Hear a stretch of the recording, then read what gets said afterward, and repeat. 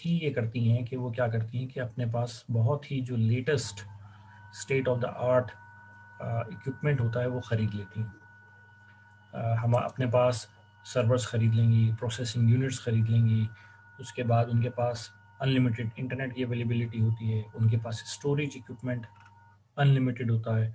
Unlimited का मतलब है कि ह्यूज स्टोरेज इक्विपमेंट होता है। अच्छा, उसके बाद प्रोसेसिंग यूनिट भी उनके पास टॉप ऑफ द क्लास होता है। तो वो कर और उनके पास फिर उस हार्डवेयर किसी भी हार्डवेयर को चलाने के लिए हमें डेफिनेटली सॉफ्टवेयर्स की ज़रूरत है, और वो सॉफ्टवेयर्स भी लाइसेंस्ड होने चाहिए। अच्छा, अब सॉफ्टवेयर भी दो किस्म के हैं। एक हमारे पास सिस्टम लेवल सॉफ्टवेयर्स होते हैं जिनको हम ऑपरेटिंग सिस्टम कहते हैं। अच्छा, उसके बरक्स जो है हमारे पास क्या होता है कि ऑपरेटिंग सिस्टम होते हैं और फिर इंफॉर्मेशन सिस्टम्स होते हैं। तो लाइसेंस्ड हमारे पास सिस्टम्स होते हैं। तो होता बेसिकली क्या है कि अ,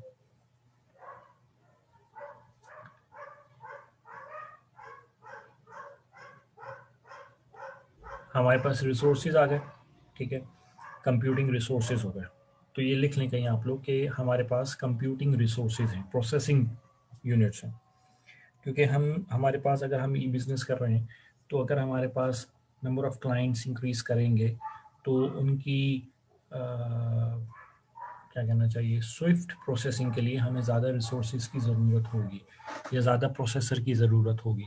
तो हम लोग क्या करते हैं, प्रोसेसिंग ले लेते हैं, उनको हम कहते हैं computing resources, number one. Number two, हम जब किसी चीज़ को प्रोसेस करेंगे तो हमारे पास डाटा जनरेट होगा, उसकी रिकॉर्ड कीपिंग के लिए हमें डेटाबेस चाहिए होगा। तो दूसरी चीज़ क्या हो गई कि हमने क्या मेंटेन कर लिया अपने पास, डेटाबेस। तो एक हमारे पास हो गया प्रोसेसिंग यूनिट, नंबर वन।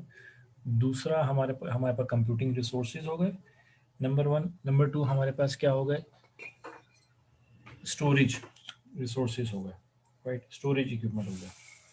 अच्छा, अब उसके बाद ये दो इक्विपमेंट हमारे पास, वो इन दो रिसोर्सेज को एक्वायर कर लेते हैं, कंप्यूटिंग रिसोर्सेज और स्टोरेज इक्विपमेंट। दो बातें हो गई। तीसरी बात ये कि उनके पास बैंडविड्थ भी अनलिमिटेड होता है। चौथी बात ये कि हार्डवेयर को चलाने के लिए उन्हें ऑपरेटिंग सिस्टम चाहिए, तो उनके पास लाइसेंस्ड ऑपरेटिंग सिस्टम्स होते हैं। पांचवी बात ये है कि आपको मुख्तलिफ एक ऑर्गेनाइजेशन के मुख्तलिफ डिपार्टमेंट्स को चलाने के लिए मुख्तलिफ किस्म के इंफॉर्मेशन सिस्टम चाहिए, और हम उसको कंक्लूड कर लेते हैं कि एक ईआरपी चाहिए, तो उनके पास तमाम लाइसेंस्ड ईआरपीज भी होते हैं। तो कहने का मकसद ये हो गया कि वो लोग क्या करते हैं कि तमाम हार्डवेयर ले लेते हैं और तमाम सॉफ्टवेयर भी ख़रीद लेते हैं, और फिर उनकी सिक्योरिटी भी उनके पास होती है, और उनको चलाने की उसको वो कॉन्स्टेंटली बेसिस पे अपग्रेड करते हैं, और फिर वो आपको ये कहते हैं कि आप बजाय इसके कि अपने काम को करने के लिए मार्केट से ये सब चीज़ें ख़रीदें, आप हमसे ये सब चीज़ें रेंट पे ले लें। जितनी देर आप हमसे ये सर्विसेज लेंगे, हम उसके आपसे वो चार्जेस लेते रहेंगे। तो इसको हम कहते हैं पे एज यू गो, जितना यूज़ करो उतना पे कर दो। तो हमें फ़ायदा, कंपनी को फ़ायदा क्या होता है कि कंपनी को इक्विपमेंट या टेक्नोलॉजिकल इंफ्रास्ट्रक्चर की ख़रीदारी पे पैसा लगाना नहीं पड़ता। वो एज अ सर्विस के तौर पे रेंट के ऊपर उन्हें वो मिल जाता है। एक तो ये बड़ा फ़ायदा होता है, तो वो अपने उस पैसे को कहीं और लगा देते हैं। एक तो ये बात हो गई। अच्छा, अब उसके अलावा दूसरी बात ये है कि कंप्यूटिंग इसके अंदर क्या कहना चाहिए, क्लाउड कंप्यूटिंग में बहुत बड़ा बेनिफिट ये होता है कि एक चीज़ होती है, उसको हम कहते हैं इलास्टिसिटी। इलास्टिसिटी का मतलब, ये ऑब्जेक्टिव में भी आ सकता है। इलास्टिसिटी का मतलब ये होता है कि आप अगर ज़रूरत के तहत आपकी ज़रूरत बढ़ रही है, तो आप अपनी डिमांड बढ़ाएं, कंपनी आपके रिसोर्सेज को बढ़ा देगी। डेफिनेटली पैसे उस हिसाब से आपको पे करने पड़ेंगे। आपकी ज़रूरत कम हो रही है, आप उनको कह दें भाई मुझे कम रिसोर्सेज चाहिए। तो जब आपको रिसोर्सेज ज़्यादा चाहिए होते हैं, आप ज़्यादा ले लेते हैं, और जब आपको उनकी ज़रूरत नहीं होती, आप उन रिसोर्सेज को वापस कर देते हैं, सिर्फ उतने ही अपने पास रखते हैं जितना कि आपको ज़रूरत होती है। इसको कहते हैं इलास्टिसिटी। इलास्टिक से इलास्टिसिटी, राइट। जितने रिसोर्सेज चाहिए उतने ले लो। तो हमें क्या फ़ायदा हुआ, हमें इकोनॉमी ऑफ स्केल मिल गई, हमें चीज़ों को ख़रीदना नहीं पड़ा, हमें चीज़ों को संभालना नहीं पड़ा, हमें चीज़ों की एक्विजिशन कॉस्ट पे नहीं करनी पड़ी, हमें चीज़ों की मेंटेनेंस कॉस्ट पे नहीं करनी पड़ी, हमें चीज़ों की ऑपरेशनल कॉस्ट पे नहीं करनी पड़ी।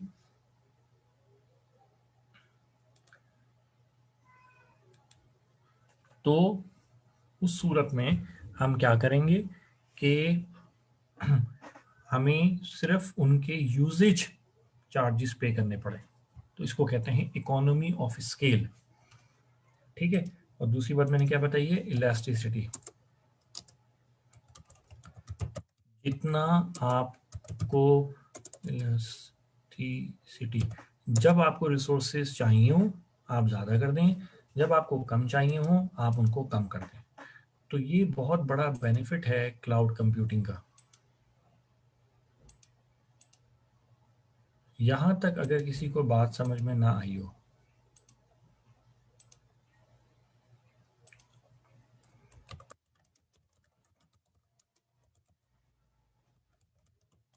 ठीक है, ये तो हो गई क्लाउड कंप्यूटिंग का एक, ये पासवर्ड अभी हम बता देते हैं। कोई प्लीज़ ये गूगल क्लासरूम का पासवर्ड शेयर कर दे, कोड। अच्छा जी, तो ये तो हो गए हमारे पास बेनिफिट्स। अच्छा, दूसरी बात ये क्लाउड कंप्यूटिंग के बेनिफिट्स क्या हैं कि आपको रिमोट एक्सेस भी अवेलेबल है, ये दूसरा फ़ायदा हो गया। तीसरी बात ये कि आपको, मैंने आईटी में कहा था कि हमें अक्सर मसला आता है इंटीग्रेशन का, क्योंकि डिफरेंट टेक्नोलॉजीज आपस में बातचीत करने में प्रॉब्लम है। एप्पल की एक ऐप एंड्रॉयड पे नहीं चलती, वाइस वर्सा, तो वहाँ पे इंटीग्रेशन के मसले भी हमारा ये हेडिक नहीं होता, ये उस कंपनी का हेडिक होता है। अच्छा, रिलायबिलिटी भी है। रिलायबिलिटी का मतलब ये है कि उनके पास पावर बैकअप्स भी होंगे, उन्होंने हर वो अरेंजमेंट करके रखा हुआ है कि किसी तरीके से भी कोई चीज़ डाउन नहीं होगी। दूसरी बात ये कि जब भी आपको चीज़ें चाहिए, जो आपको हमेशा अपडेटेड चीज़ मिलेगी, राइट। और आपको क्या कहना चाहिए, ऑन डिमांड रिसोर्सेज मिलते हैं, जितनी आपको डिमांड है उतना आपको रिसोर्स मिल जाएगा, और जितना आप यूज़ करेंगे उतना आपको पे मिलेगा। और इसकी जो बिलिंग है वो मैनुअल नहीं होती, ऑटोमेटेड होती है। जिस तरह आपकी इंटरनेट की बैंडविड्थ होती है, आप महीने का कोटा ले लेते हैं, माइनस होता रहता है और ऑटोमेटिक बिलिंग होती रहती है, तो आपको कोई प्रॉब्लम नहीं है कि यार वो बेसिकली पर आवर के हिसाब से आपको कहते हैं कि जी हम उसके चार्जेस करेंगे, तो बिलिंग का भी कोई इशू नहीं होता। स्केलेबिलिटी भी है। स्केलेबिलिटी का मतलब जैसे मैंने बताया कि आपकी ज़रूरत बढ़ रही है, आप अपनी डिमांड को बढ़ा दें, तो ये बेसिकली क्या है, सिक्योर भी होता है। तो ये कॉन्सेप्ट है जिसकी वजह से क्लाउड कंप्यूटिंग बहुत ज़्यादा कॉमन होती चली आ रही है, क्योंकि कंपनीज को अब टेक्नोलॉजिकल इंफ्रास्ट्रक्चर, क्योंकि टेक्नोलॉजी के बगैर गुजारा नहीं, लेकिन टेक्नोलॉजिकल एक्सपेंस बहुत बड़ा एक्सपेंस होता है। तो अब उस वो एक्सपेंस करने की वजह से बाज़-औक़ात कंपनीज अपनी एक्सपेंशन नहीं कर पाती। अब क्या है कि आप किसी से, ऐसा है कि किराए पे सर्विसेज ले रहे हैं, और वो जो पैसा है, जैसे बिजनेसमैन होता है तो वो अमूमन ये करता है कि घर नहीं खरीदता, वो क्या करता है, किराए पे रह लेगा, लेकिन उस पैसे को सर्कुलेशन में रखेगा ताकि उससे वो अर्निंग करे। यही कॉन्सेप्ट है कि आप एक चीज़ को बजाय इसके कि डंप कर दें, आप उस चीज़ से क्या कर रहे हैं, उसको कहीं और इन्वेस्ट कर रहे हैं, और इस एक्सपेंसेस को एज एन ऑपरेशनल एक्सपेंसेस करके आप उनको पे कर रहे होते हैं। तो ये कॉन्सेप्ट होता है क्लाउड कंप्यूटिंग का। अब क्लाउड कंप्यूटिंग में मैंने एक चीज़ ये बताई कि हमारे पास जो मॉडल है, एक होता है कि पब्लिक क्लाउड, एक होता है कि प्राइवेट क्लाउड। अब इसमें होता क्या है, जो मैंने आपको लास्ट टाइम भी बताया था कि पब्लिक क्लाउड क्या होता है कि जो पब्लिक क्लाउड की जो सर्विस है, वो बेसिकली आपके अलावा जो सर्विसेज आप यूज़ कर रहे हैं, आप किसी से सर्विस ले रहे हैं, वो सर्विसेज वो किसी और से भी शेयर कर रही है। ठीक है, लेकिन जो पब्लिक क्लाउड होता है, कहने का मकसद ये है कि आपने किसी कंपनी से डाटा सेंटर का क्लाउड ले लिया। अब होगा ये कि जो टेक्नोलॉजी वो किसी और को दे रहे हैं, वही टेक्नोलॉजी वो आपको भी दे रहे हैं, लेकिन डाटा आपका कॉन्फिडेंशियल रहेगा, राइट।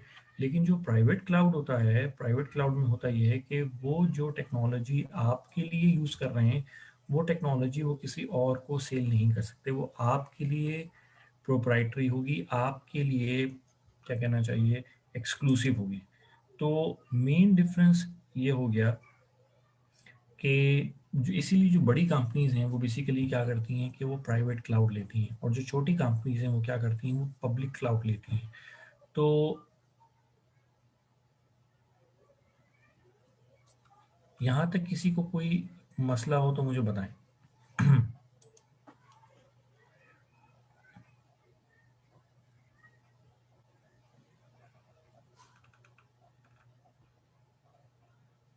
तो प्राइवेट क्लाउड को बाज़ औक़ात इंटरनल क्लाउड भी कहते हैं, ये याद रखने। और बाज़ औक़ात प्राइवेट क्लाउड को इंटरप्राइज क्लाउड भी कहते हैं।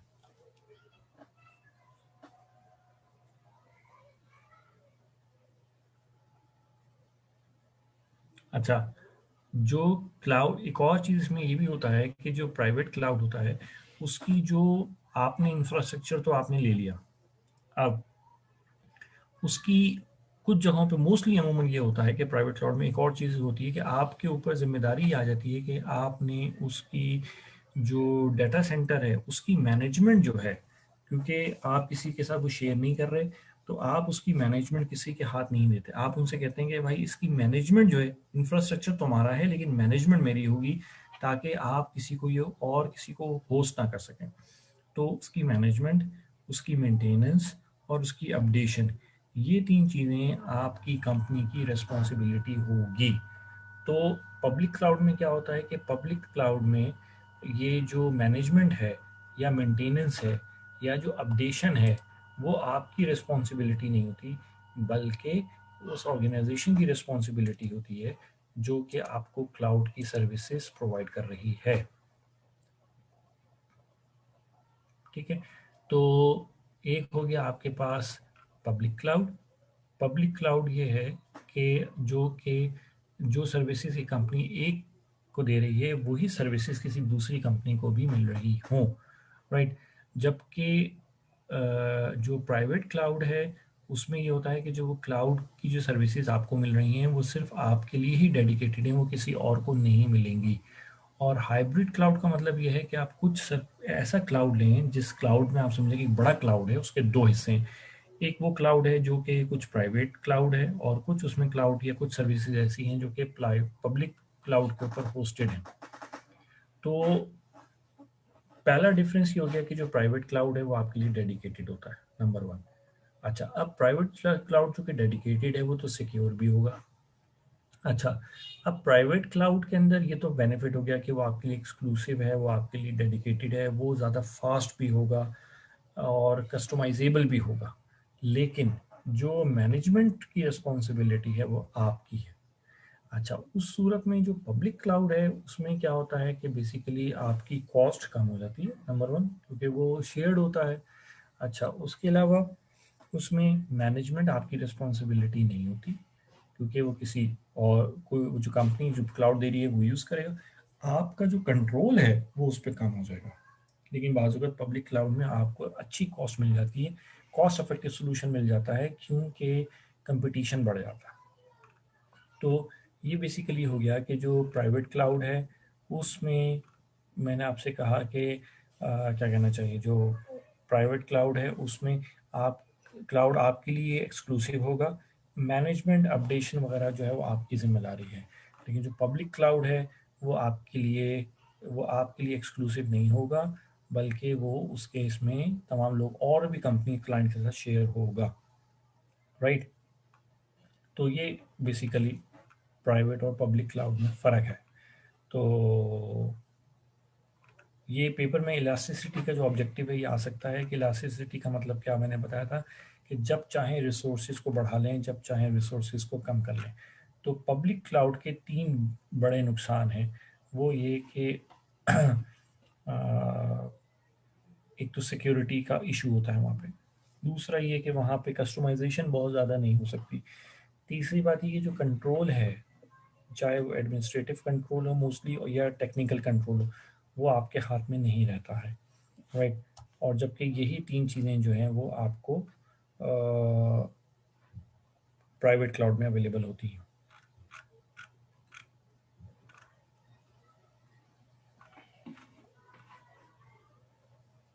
यहाँ तक किसी को कोई कंफ्यूजन है तो मुझे बताएं। बिल्कुल, हाइब्रिड क्लाउड को ज़्यादातर लोग क्या करते हैं, हाइब्रिड क्लाउड को यूज़ करते हैं कि कुछ फैसिलिटीज़ जिसमें आपको क्या कहना चाहिए, सिक्योरिटी की रिक्वायरमेंट नहीं है, तो बजाय इसके कि सारी सर्विसेज को प्राइवेट क्लाउड के थ्रू लेने के बजाय आप क्या करते हैं कि कुछ सर्विसेज जो कि कॉमन है, फॉर एग्जांपल कम्युनिकेशन की सर्विसेज हैं, अच्छा, जो कि कॉमन है, आपको ज़रूरी नहीं कि आपको एक्सक्लूसिवली आपके लिए चाहिए हो, तो ऐसी सर्विसेज को आप क्या करते हैं कि पब्लिक क्लाउड पे ले लेते हैं। लेकिन आपने डाटा सेंटर मेंटेन करना है, आपने इलेक्ट्रॉनिक पेमेंट के सिस्टम को इम्प्लीमेंट करना है, तो ऐसी चीज़ें जहाँ इंफॉर्मेशन की जो सिक्योरिटी है वो बहुत क्रिटिकल हो, तो फिर आप वहाँ पे क्या करते हैं, उन सर्विसेज को, वो सर्विसेज जो कि सिक्योरिटी क्रिटिकल हैं, उनको आप क्या करते हैं कि उनके लिए आप एक प्राइवेट क्लाउड मैनेज कर लेते हैं। तो होता बेसिकली क्या है कि वो सर्विसेज जिनमें हमें बहुत ज़्यादा सिक्योरिटी की रिक्वायरमेंट नहीं है, हम उसके लिए पब्लिक क्लाउड ले लेते हैं, और जो सर्विसेज हमें बहुत क्रिटिकल हैं उनके लिए हम क्या करते हैं, हम प्राइवेट क्लाउड ले लेते हैं। तो इट ऑल डिपेंड्स कि आप फिर एक कॉम्बिनेशन बनाते हैं जिसमें दोनों किस्म के क्लाउड्स होते हैं। इससे बेनिफिट क्या हो जाता है, आपकी कॉस्ट जो है वो ऑप्टिमाइज कॉस्ट आपको मिल जाती है।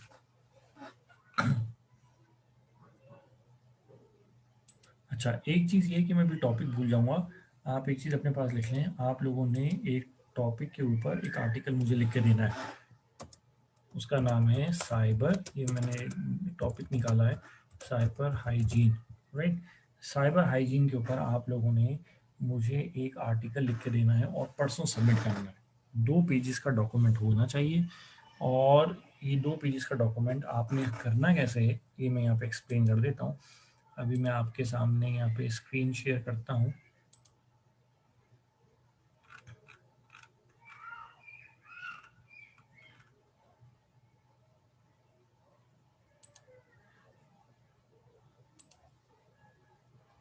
ये साइबर हाइजीन,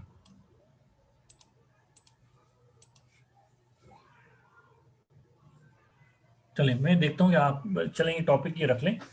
अब आप इसमें, मैं आपको फोरम्स बता देता हूँ, आप गूगल स्कॉलर से इंफॉर्मेशन ले सकते हैं, मुख्तलिफ मैगज़ीन से इंफॉर्मेशन ले सकते हैं, मुख्तलिफ ब्लॉग्स से इंफॉर्मेशन ले सकते हैं, मुख्तलिफ वेबसाइट से इंफॉर्मेशन ले सकते हैं। आपने 2 पेज का आर्टिकल लिखना है, और मैं देखता हूँ कि कौन अच्छा आर्टिकल लिख सकता है, राइट। तो आप लोगों ने कोशिश ही करना है कि जो भी चीज़ आप इंटरनेट से कॉपी करें, आप उसको अपने वर्ड्स में ट्रांसलेट कर लें या कन्वर्ट कर लें, ताकि उसके अंदर किसी किस्म का प्लेजरिज्म ना आए। आई होप कि आप लोगों को प्लेजरिज्म का पता होगा कि अगर हम इंटरनेट से कोई चीज़ एज इट इज़ कॉपी कर लेते हैं तो वो बेसिकली नकल तस्वुर होती है, और उसको इंग्लिश में प्लेजरिज्म कहते हैं, और ये चीज़ इथिकली और लीगली ठीक नहीं होता। तो इसलिए अगर हम उनके वर्ड्स को अपनी लैंग्वेज में चेंज कर लेते हैं तो उसका मतलब है कि हमने उसके ऊपर एफर्ट की है, और अब वो अब हमारी चीज़ है।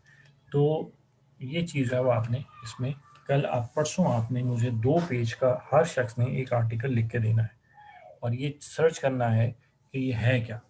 तो जो जितना अच्छा आर्टिकल लिखेगा, हम कोशिश ही करेंगे कि उस आर्टिकल को फिर हम कहीं पब्लिश कराएं। तो गूगल स्कॉलर से आप इन्फॉर्मेशन, गूगल पे लिखें गूगल स्कॉलर, आपको वहाँ से इन्फॉर्मेशन मिल सकती है। अच्छा, एक और बात ये, आप यूट्यूब से इन्फॉर्मेशन ले सकते हैं, यूट्यूब से वीडियो देखें, उसके सबटाइटल्स को, और गूगल से आप वीडियो की जो रिकॉर्डिंग है उसको ऑडियो में कन्वर्ट भी कर सकते हैं, टेक्स्ट में भी कन्वर्ट कर सकते हैं।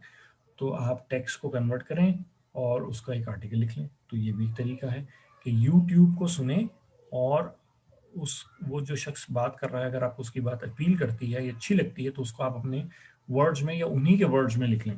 तो एक तरीके से ये भी इंफॉर्मेशन आपके पास आ, तो यूट्यूब से आप इंफॉर्मेशन कलेक्ट कर सकते हैं, गूगल स्कॉलर से कर सकते हैं, मुख्तलिफ मैगजीन से कर सकते हैं, न्यूज़पेपर से ले सकते हैं, ब्लॉग से कर सकते हैं, मुख्तलिफ इंफॉर्मेटिव वेबसाइट से ले सकते हैं। तो ये अब आपने एक 2-2 पेज का आर्टिकल हर शख्स ने मुझे लिख के देना है परसों।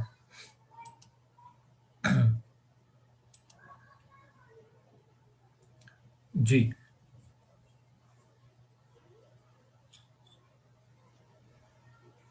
देखिए, क्लाउड में डाटा क्लाउड, जी आपने सबमिट करना होगा बिल्कुल। अनम, जो क्लाउड है मैंने बताया ना कि उसमें हर किस्म का क्लाउड हो सकता है। उसमें अगर आपने डाटा सेंटर बनाना है अपना, तो आपको डाटा सेंटर के लिए क्या चीज़ चाहिए होगी, आपको स्टोरेज चाहिए होगा, राइट। अच्छा, तो अब आप क्या करेंगे, आप किसी से कहेंगे कि भाई मुझे क्लाउड चाहिए स्टोरेज का, जिस तरह हमने आपको कल लास्ट टाइम एग्जांपल दी थी, ड्रॉप बॉक्स, मैंने एक एग्जांपल दी थी, गूगल ड्राइव, ये बेसिकली क्या है, या मेगा डॉट mega.nz, ये जो 3 कंपनीज के मैंने नाम बताए हैं, ड्रॉपबॉक्स ये क्लाउड है। अच्छा, उसके अलावा mega.nz ये भी क्लाउड है। अच्छा, तीसरी चीज़ जो मैंने आपको अभी बताई वो क्या है, गूगल ड्राइव, तो ये क्या है, ये भी क्लाउड है। लेकिन ये क्लाउड क्या ऑफर कर रहा है, स्टोरेज, तो हम इसको क्या बोलेंगे, ये डाटा क्लाउड है, ये स्टोरेज क्लाउड है। ठीक हो गई बात। अब मैं आपको बताता हूँ कि ये टाइप्स ऑफ क्लाउड सर्विसेज क्या होती हैं। मैंने आपको बताया था कि मोस्टली हमारे यहाँ 3 किस्म की क्लाउड सर्विसेज होती हैं। एक होती है इंफ्रास्ट्रक्चर एज अ सर्विस, दूसरी होती है प्लेटफॉर्म एज अ सर्विस, तीसरी हमारे पास होती है server as a service. Right, तो अगर आप ये चीज़ देखें कि ये तीनों चीज़ें IaaS ये पेपर में आ सकता है, इंफ्रास्ट्रक्चर एज अ सर्विस, दूसरा मैंने क्या बताया था, प्लेटफॉर्म एज अ सर्विस, तीसरा मैंने क्या बताया था आपका सर्वर एज अ सर्विस। तो ये 3 चीज़ें हैं। अब इंफ्रास्ट्रक्चर एज अ सर्विस क्या होता है, इंफ्रास्ट्रक्चर एज अ सर्विस का मतलब ये होता है, इन तीनों में यूं समझें कि सबसे ऊपर जो होता है, मतलब क्लाइंट अगर सबसे पहले कोई चीज़ लेता है तो मोस्टली क्लाइंट क्या लेता है, SaaS, server as a service. क्या मतलब है कि मैंने आपको बताया था कि अगर आपकी वेबसाइट होगी तो आपका एक वेब सर्वर होगा। अच्छा, आप आजकल ऑनलाइन गेम्स का दौर है, लोग क्या करते हैं, गेम्स बनाते हैं, उस गेम के लिए सर्वर रखते हैं और फिर लोगों को गेम खिलवाते हैं, तो गेम सर्वर है।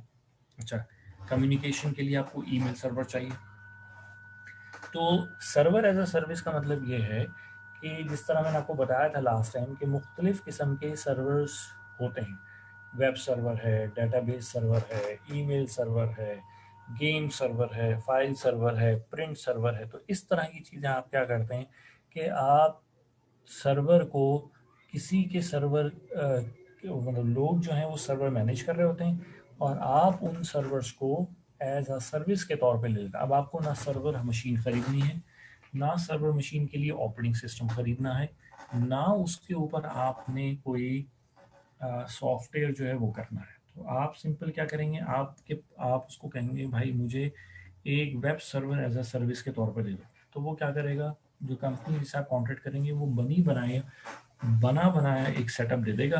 आपने सिर्फ उसको ये करना है कि अपना डाटा या अपनी वेबसाइट उसके ऊपर रखनी है, बाकी वो सारा काम खुद करेगा। इसका मतलब हो गया कि अगर आप किसी से सर्वर मशीन रेंट पे लेते हैं, बहुत ले मैन लैंग्वेज में बात कर रहा हूँ, तो उसको हम कहेंगे सर्वर एज अ सर्विस।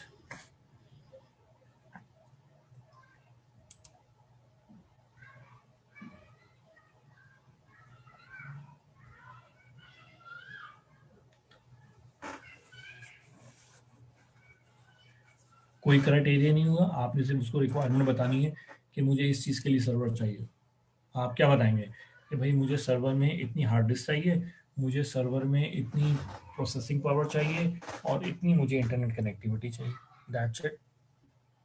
तो आपको ना खरीदने की ज़रूरत है, ना उसकी वारंटी क्लेम करने की ज़रूरत है, ना उसकी मेंटेनेंस की ज़रूरत होगी, ना उस जब आप ज़रा सोचें, थोड़ा सा जहन में ये ख्याल लेकर आएँ कि आपको एक लैपटॉप खरीदना हो, तो आप क्या करेंगे, पहले आप मार्केट जाएंगे, मार्केट में सर्वे करेंगे, सब, फिर उसके बाद आपके लिए ये डिसाइड करना कि मैं डेल का लैपटॉप खरीदूं, मैं HP का खरीदूं, फिर डेल का है तो कौन सा 7th जनरेशन लूं या 10th जनरेशन लूं, फिर उसके बाद ये डिसाइड करना कि कितने प्राइस में लूं, किस दुकानदार से लूं, फिर उसको लाना, फिर उसके ऊपर ऑपरेटिंग सिस्टम करना, फिर ऑपरेटिंग सिस्टम क्योंकि विंडोज़ 10 नहीं करोगे तो कैसे चलाओगे, फिर विंडोज़ 10 के बाद उस पर आप MS ऑफिस करोगे और दूसरे गूगल क्रोम करोगे, दूसरे जो सॉफ्टवेयर हैं एडोब करोगे, माइक्रोसॉफ्ट ऑफिस करोगे, तो आपको सॉफ्टवेयर करने के लिए उनके लाइसेंस चाहिए होंगे। एक ऑप्शन तो ये है कि अब आपने क्या खरीदा, मार्केट गए, फिजिकल लैपटॉप खरीदा, ऑपरेटिंग सिस्टम इंस्टॉल किया, लाइसेंस ऑपरेटिंग सिस्टम खरीदा, फिर उस पर मुख्तलिफ एप्लीकेशंस इंस्टॉल की जो आपको चाहिए थी अपनी ज़रूरत के तहत, वो लाइसेंस खरीदी। अब अगर बाहर ये सारे काम आप करें तो आपको तो अच्छा खासा पैसा और टाइम दोनों लगेंगे। तो दूसरा तरीका क्या है कि कंपनीज ने ये लेके रखे होते हैं। अब कोई कंपनी आपको ये कहे कि भाई आपको मैं रेडी टू यूज़ लैपटॉप देती हूँ जिसको आप घर से बैठ के रिमोट एक्सेस कर लें। आपको ऐसे लगेगा जैसे आप घर में बैठ के यूज़ कर रहे हैं। तो आपको वो ये कहे कि भाई एक लैपटॉप जो है अगर आप लेते हैं तो फॉर एग्जांपल क्या कहना चाहिए कि 1.5 लाख रुपए का अगर आपका एक लैपटॉप आता है, उसके ऊपर आप ऑपरेटिंग सिस्टम करते हैं, तो अच्छी चीज़ें करने के बाद, मतलब अच्छे सारे लाइसेंस लेने के बाद, तकरीबन एक लैपटॉप आपको 2 लाख रुपए तक का पड़ता है। अब अगर मैं आपसे कहूँ कि 2 लाख खरीदने के बजाय आप महीने के 5,000 रुपये मुझे दे दिया करें, तो क्या ये बुरा है? ये 5,000 नहीं होते, मुख्तलिफ पैकेजेस होते हैं, लेकिन मैं ऐसी एग्जांपल दे रहा हूँ। तो फिर हम क्या करेंगे? तो अब हमने अगर किसी से मशीन ले ली और हम सिर्फ उसके पैसे दे रहे हैं, तो ये है इंफ्रास्ट्रक्चर एज अ सर्विस। अब दूसरी बात, अब है प्लेटफॉर्म। जो दूसरी चीज़ है वो है प्लेटफॉर्म एज अ सर्विस।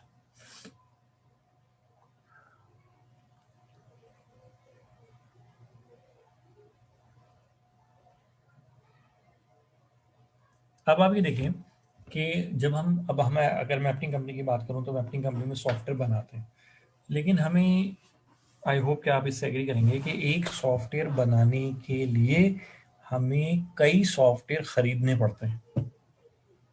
मैं रिपीट करता हूँ, सॉफ्टवेयर को बनाने के लिए हमें कई सॉफ्टवेयर खरीदने पड़ते हैं। ये ऐसे ही है कैसे कि एक दवाई बनाने के लिए मुझे मल्टीपल जड़ी बूटियां खरीदनी पड़ती हैं, है ना? इसका मतलब ये हो गया कि अब वो जो, अगर मैं कोई एप्लीकेशन बना रहा हूँ और एप्लीकेशन बनाने के लिए जो मुझे सॉफ्टवेयर चाहिए, अब अगर एक ऑप्शन है कि मैं उनको खुद खरीदूँ। अच्छा, हमारे यहाँ आईटी में ये होता है कि टेक्नोलॉजी कुछ अर्से के बाद चेंज हो जाती है। तो हमारा मसला क्या है कि अगर हम सबके लाइसेंस लें, कुछ अर्से के बाद वो आउटडेट हो जाए या चेंज हो जाए, तो हमें तो नुकसान होगा। तो हम लोग, कंपनीज फिर क्या करती हैं कि कंपनीज दूसरी कंपनीज को कहती हैं कि भाई आप हमें इंफ्रास्ट्रक्चर दे दें, आप हमें टूल्स, सॉफ्टवेयर्स दे दें, और हम आपकी इन चीज़ों को इस्तेमाल करके सॉफ्टवेयर डेवलप कर लेंगे। तो जब यूज़र्स आपको क्या कहना चाहिए, मुख्तलिफ, आप जब किसी से टूल लें, खरीदें, टूल्स खरीद लें, या हम उनको अपनी लैंग्वेज में यूटिलिटीज़ कहते हैं, या हम उनको लाइब्रेरीज़ कहते हैं, या डेवलपमेंट इन्वायरमेंट्स कहते हैं। तो मैं यहाँ पे कुछ लिख रहा हूँ कि आईएएस में क्या होता है कि आप सर्वर्स जो हैं वो ले लेते हैं, आप सर्वर्स ले लेते हैं, आप ऑपरेटिंग सिस्टम ले लेते हैं, उसका आप मुख्तलिफ जो है वो इंफॉर्मेशन सिस्टम्स भी उसके अंदर शामिल कर लेते हैं। अच्छा, अब जो प्लेटफॉर्म एज अ सर्विस है, उसमें आपको कहा जाता है कि जी आप डेवलपमेंट इन्वायरमेंट आप उससे किराए पे ले लेते हैं। उसमें मुख्तलिफ किस्म के डेवलपमेंट टूल्स चाहिए होंगे, आपको यूटिलिटीज़ चाहिए होंगी, आपको लाइब्रेरीज चाहिए होंगी, राइट? तो अब आपको ये ख़रीदने की ज़रूरत नहीं है, ये सब का सब आपको बना बनाया मिल जाएगा। तो platform as a service, right? तो ये दूसरी बात होगी। तो इंफ्रास्ट्रक्चर एज अ सर्विस में आप सर्विस लेते हैं, प्लेटफॉर्म एज अ सर्विस के अंदर आप टूल्स एंड टेक्नोलॉजीज लेते हैं। अच्छा, कोई एग्जांपल बता दें जिसको बोला आपने सॉफ्टवेयर डिफरेंस ऑफ लेना। मैं इसकी मिसाल दे देता हूँ। फॉर एग्जांपल, हम एक सॉफ्टवेयर, एक वेबसाइट बनाते हैं।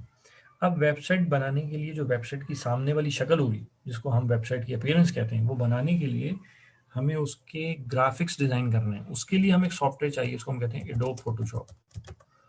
अब ये इतना महंगा सॉफ्टवेयर है, लेकिन बाज़ वक़्त क्या होता है, एडोब फोटोशॉप से हमारा काम नहीं चलता। तो फिर हमें क्या करना पड़ता है, 3D मैक्स लेना पड़ता है। इससे भी बाज़ वक़्त काम नहीं चलता, तो फिर हमें यूनिटी लेना पड़ता है, यूनिटी 3D। कहने का मकसद ये है कि अब डेवलपमेंट सिर्फ सॉफ्टवेयर की अपीयरेंस की मैं बात कर रहा हूँ। लास्ट टाइम आपको याद हो मैंने बताया था, ई कॉमर्स की तीन, ई बिजनेस की 3 लेयर्स होती हैं, presentation layer, business logic layer और डाटा लेयर। तो हर लेयर को बनाने के लिए आपको मुख्तलिफ टूल्स चाहिए। ये 3 टूल्स मैंने सिर्फ लिखे हैं प्रेजेंटेशन लेयर या GUI को बनाने के लिए। इसका मतलब ये हो गया कि अगर आपको सॉफ्टवेयर बनाना है, तो सॉफ्टवेयर को बनाने के लिए आपको मुख्तलिफ सॉफ्टवेयर चाहिए होंगे, राइट? तो ये टूल्स हो गए। इसके अलावा मैं आपको ये पता है कि सॉफ्टवेयर जो है वो सेट ऑफ इंस्ट्रक्शंस होता है ना। अच्छा, अब यहाँ पे एक और चीज़ बताता चलो, इंटीग्रेटेड डेवलपमेंट इन्वायरमेंट। मैंने आपको बताया कि सॉफ्टवेयर जो है वो सेट ऑफ इंस्ट्रक्शंस होता है। अच्छा, अब इंस्ट्रक्शंस लिखने के लिए आपको कोई चीज़ है, जब मैं अभी मैं वर्ड पे लिख रहा हूँ, तो वर्ड पे अब देखिए, मैं आपसे बातचीत करने के लिए मुझे कम से कम 3 चीज़ें चाहिए। मुझे वर्ड चाहिए, फिर मुझे जूम की एप्लीकेशन चाहिए, फिर मुझे आपको ब्राउज़र, कभी इंटरनेट से कुछ दिखानी होती है तो मुझे ब्राउज़र भी चाहिए। तो सॉफ्टवेयर क्या होता है? Set of instructions. अब उन इंस्ट्रक्शंस को लिखने के लिए आपको कोई जगह तो चाहिए जहाँ पे आप लिखेंगे, तो वो भी क्या होगा? Writing tool, code writing tool. अच्छा, अब जब आप सॉफ्टवेयर की इंस्ट्रक्शंस लिख लेंगे, तो आप तो लिखेंगे इंग्लिश में, लेकिन कंप्यूटर समझता है बाइनरी, जिसको हम मशीन लैंग्वेज कहते हैं। तो आपकी लैंग्वेज में लिखे हुए आपकी लैंग्वेज में लिखी हुई इंस्ट्रक्शंस को हमें कन्वर्ट करना होगा बाइनरी लैंग्वेज में। जो इंग्लिश लैंग्वेज है उसको हम कहते हैं प्रोग्रामिंग लैंग्वेज। वो लैंग्वेज जिसको यूज़ करके हम सॉफ्टवेयर लिखते हैं, इसको बाज़ वक़्त हाई लेवल लैंग्वेज भी कहते हैं। याद रखिएगा, ये पेपर में आ सकता है। वो लैंग्वेज जिसको यूज़ करके हम सॉफ्टवेयर की इंस्ट्रक्शंस लिखे, उनको हम क्या कहते हैं? Programming language. अच्छा, अब हमें क्या करना पड़ता है? जो कंप्यूटर है वो हाई लेवल लैंग्वेज को नहीं समझता, बल्कि language of computer is binary, right? तो और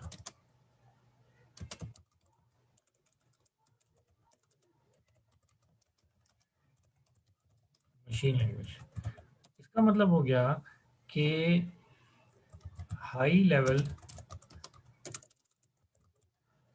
लैंग्वेज को हमें ट्रांसलेट करना है। High level language instructions must be translated into machine language,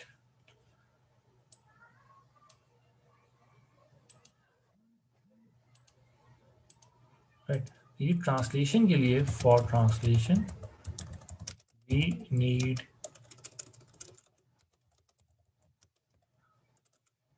language translators, I that is compiler और इंटरप्रेटर। अब आप क्या करेंगे? कंपाइलर भी खरीदेंगे, और जहां लैंग्वेज लिख सकें वो भी लिखेंगे। तो इसका मतलब ये हो गया कि अब आपको दो चीज़ें चाहिए।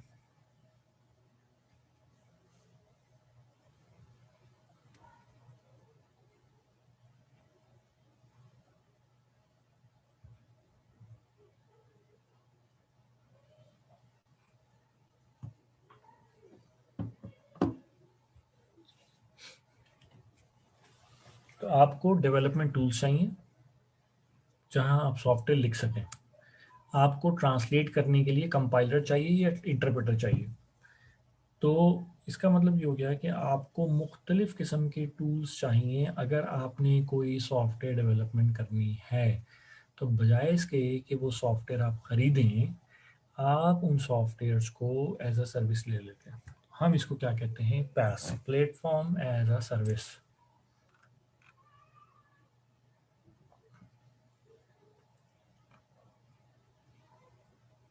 जिस सॉफ्टवेयर में डिफरेंट सॉफ्टवेयर हो गया वो तो नेटवर्क सिस्टम बन गया। No, answer is no. Okay, let me explain ये चीज़ें, फिर मैं आपसे सवाल लेता हूँ ताकि आपको ज़्यादा बेहतर समझ में आ जाए। तो हमें ये बात समझ में आ गई। तो एक हो गई infrastructure service, platform as a service, और तीसरी चीज़ है सैस,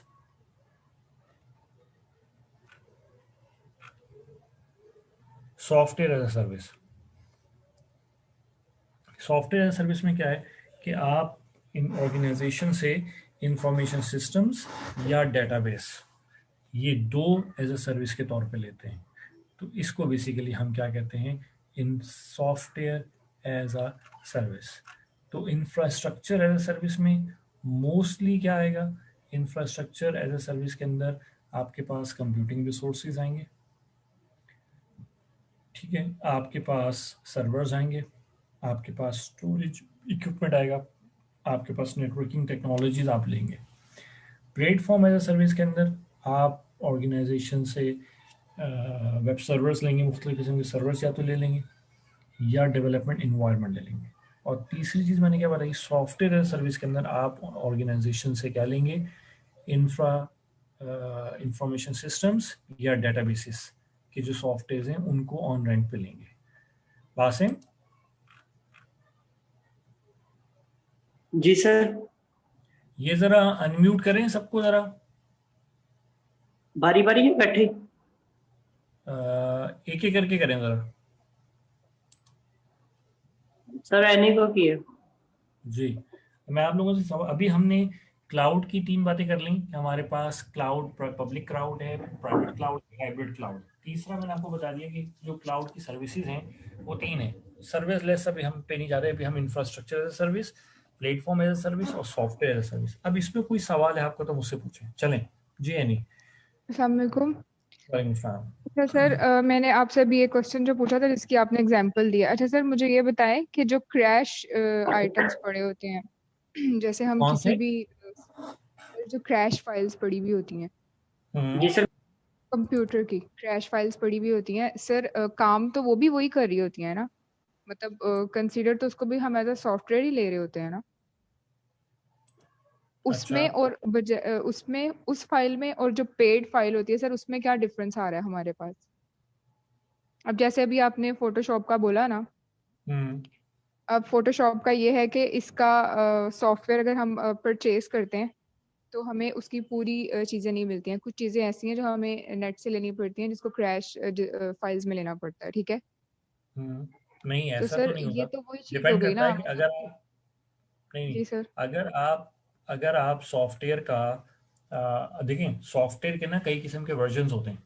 अब अगर आप जी सॉफ्टवेयर का कम्युनिटी वर्जन लेती हैं तो उसमें फीचर्स कम होते हैं, लेकिन अगर आप सर, सॉफ्टवेयर का, नहीं मुझे ये थोड़ा सा, मतलब थोड़ा नहीं, आज वाला लेक्चर काफी ज्यादा कंफ्यूजिंग हो रहा है। बिल्कुल है, हाँ बेसिकली हाँ सर, चलें। हम्म, एक चीज है, मतलब एक हम्म, सॉफ्टवेयर है जिसमें इतने ज्यादा सॉफ्टवेयर्स आ गए हैं, फिर कैसे, मतलब मैं तो इस, नहीं उसकी अब यहीं रुक जाए, आइडेंटिफिकेशन तो खत्म हो गई ना सर? नहीं नहीं नहीं उसका तो यहीं, सॉफ्ट जी सर। यहीं रुक जाए, यहीं रुक जाए। पहला सेंटेंस दोबारा बोले, वहीं पे प्रॉब्लम है। सर अब जैसे एक आपने बोला ना, एक सॉफ्टवेयर ले रहे हैं और उसमें उस पर काम करने के लिए हम मजीद डिफरेंट सॉफ्टवेयर ले रहे हैं, ठीक है? तो नहीं मैं ये नहीं बोल नहीं रही थी नहीं नहीं नहीं नहीं नहीं नहीं नहीं नहीं, मैंने ये नहीं कहा। यहाँ गलत हो गया ना। मैंने ये कहा है एक सॉफ्टवेयर को बनाने के लिए, बनाने के लिए डिफरेंट बनाने के लिए, सॉफ्टवेयर। बनाने के लिए कह रहा हूँ। मैं इसकी सैम्पल देता हूँ। मेरे पास एक बैंक आता है, ठीक है, जी सर। और बैंक ये कहता है कि जी आप हमारे लिए एक मोर्टगेज का बैंकिंग सोल्यूशन बना दें, ठीक है। जी सर। जी सर। अब मैं जब उसका बैंकिंग सोल्यूशन बनाने जाऊंगा तो सॉफ्टवेयर को अब मैंने क्या बनाना है, एक सॉफ्टवेयर बनाने का मतलब ये नहीं कि मैंने कोई कुकिंग करनी, बनाने सॉफ्टवेयर बनाने का मतलब ये होता है कि मैंने उसके लिए इंस्ट्रक्शंस लिखनी है, ठीक है ना। जी सर। सॉफ्टवेयर मतलब, डेवलपमेंट की बात हो रही है, सॉफ्टवेयर सॉरी डेवलपमेंट की सॉरी बात हो रही सर, है, सॉफ्टवेयर मैन्युफैक्चरिंग नहीं हो सकती। सर मैं थोड़ा इंटरप्ट करना चाह रही हूँ। सॉफ्टवेयर मेंटेनेंस मींस कि हम कुछ सॉफ्टवेयर की डिफरेंट आइटम्स को मर्ज नहीं कर रहे, क्या दोबारा तब बोलें? नहीं बनेगा एक सॉफ्टवेयर। जैसे मैं बोल रही हूँ कि सॉफ्टवेयर मेकिंग मींस ये हुआ कि हम एक सॉफ्टवेयर बनाने के लिए डिफरेंट सॉफ्टवेयर की कुछ आइटम्स को उठाकर आपस में मर्ज करके बना रहे हैं ना? ओह नहीं नहीं नहीं नहीं, ऐसा थोड़ी है। मुझे मुझे खाने ये चीज पीने की चीज कंफ्यूज थोड़ी है। कर रही है सर, बहुत ज्यादा। ओहो मुझे आज का भाई, लेक्चर समझ नहीं आ रहा। मैं वही बता रहा हूँ, इसलिए तो मैंने सबको अनम्यूट करा रहा हूँ। देखो, जी sir. Software is not like you are making a dish जिसमें नहीं आपने चावल डाल दिए, गोश्त डाल दिया, गरम नहीं मसाले डाल सर, दिए, अब नो। जैसे सर, अब देखें, जैसे कंप्यूटर की अपनी लैंग्वेज होती है, बेसिकली कोडिंग पे डिपेंडेंट होता है सॉफ्टवेयर। कोडिंग से बनता है, जैसे एक सॉफ्टवेयर वो बनता है ना, जैसे एक वेबसाइट बनती है कोडिंग जो क्या कोड। होती है, चलें, कोडिंग क्या होती है, खुद ही आपने जवाब दे दिया अपने सवाल का, कोडिंग क्या होता है। सर मैं कंफ्यूज हो रही हूँ आज के लेक्चर में, मुझे कुछ समझ नहीं आ रहा। ओ भाई, आप ये एक ही बात मुझे रिपीट की जा रही हो। मुझे जवाब तो दो, मैं वही कंफ्यूजन को दूर करने के लिए तो कह रहा हूँ। मुझे बताओ कोडिंग का मतलब क्या है। सर कोडिंग में ये होता है कि जब हम लोग कोई वेबसाइट बना रहे होते हैं ना, तो वो डिफरेंट चीजें हैं, उनका कोड होता है बेसिकली, वो हम मर्ज करते जा रहे होते हैं, एक ही फाइल पे जनरेट कर रहे होते हैं। नहीं, किसने कह दिया? सर मतलब हम लोग उसी पे अभी रिसेंटली काम कर रहे हैं, तो उसमें यही होता है ना कि हम वो कॉपी पेस्ट कर जो रहे होते हैं आप कर कोड्स रही बना हैं, बना के। जो जी सर। जो आप कर रही हैं वो दो किस्म की अगर आप वर्डप्रेस पे काम कर रही हैं। वर्डप्रेस, जी जी, ओके, वर्डप्रेस। अब आप मसला ये ना कि आप एक चीज को आप वर्डप्रेस पे काम कर रही हैं। अच्छा, वर्डप्रेस पे जब आप काम कर रही हैं तो जी आप ड्रैग एंड ड्रॉप करती हैं। जी, ड्रैग एंड ड्रॉप होता है। ठीक है, यही तो गलत है, इसलिए तो आपकी कॉन्सेप्चुअल क्लैरिटी नहीं आ रही। अब आपने समझा कि वर्डप्रेस पे वेबसाइट बनाने के लिए आपने, अच्छा एक, अब ड्रैग एंड ड्रॉप किस में कर रही हैं आप? सर उसका सॉफ्टवेयर दिया हुआ है हमें, जिनका मतलब बेसिकली एक सॉफ्टवेयर हाउस है जिसके लिए हम लोग काम कर रहे हैं, ठीक है। उन्होंने हम्म। अपना सॉफ्टवेयर दिया है हमें और उसी पे हम लोग काम कर रहे हैं और उसी पे वेबसाइट बन रही है। उनकी बेसिकली ये होता है कि हम अपने नाम से कोई भी सॉफ्टवेयर नहीं बना रहे हैं, मतलब वेबसाइट नहीं बना रहे हैं। वो उसी पे जाती है और उसी पे वो लोग उसको सेल करते हैं या जो भी कुछ करते हैं। नहीं, आप कंपनी का नाम बताओ, उन्हीं बता का। सकती हो? हाँ मैं बता सर, मेरे अपने भाई का है basically software house, optimum tech. अच्छा, अब वो क्या करते हैं? उसका अपना वो है, एक जैसे एक अपना सॉफ्टवेयर बना हुआ है, उसी पर सर एक सारा अपना, ये काम हो रहा है। वो सॉफ्टवेयर का नाम क्या है? वो खुद बनाया उन्होंने? खुद बनाया हुआ है। वो ऐसा, अच्छा क्या नाम है? नहीं अब इतनी डिटेल तो मुझे नहीं, वो तो भाई से पूछने पर ही है सर। मुझे अच्छा, बेसिकली जस्ट ये। उसमें आप जी ये सर। करती हो कि आपने, मैं बताता हूँ उसमें आपने क्या किया है। आपके पास एक इंटरफेस है, अगर ये लफ्ज समझ आ रहा है इंटरफेस का, कि आपने उस पर कोई बटन ड्रॉप कर लिया, कोई आइकॉन ड्रॉप कर लिया, और चीजों को ड्रैग ड्रॉप करके आपने एक चीज बना दी, ऐसा ही है? बिल्कुल ऐसे ही है। ओके, ये जो चीज है ना, ये बेसिकली उन लोगों के लिए होता है जिनको कोडिंग करना नहीं आती। अच्छा ये ठीक है, इनिशियल्स के लिए आ रहा है बेसिकली। हाँ, ये बिगिनर्स के लिए होता है। अच्छा, उसमें होता क्या है कि जो इस तरह से किसी सॉफ्ट, अब आप डेवलप कर रही हैं वेबसाइट। जी वेबसाइट सर। का डेवलपमेंट का मतलब ये नहीं है कि तमाम बाकी सॉफ्टवेयर भी ऐसे ही डेवलप होते हैं जैसा कि आप वेबसाइट को आप डेवलप कर रही हैं। ठीक हो गया।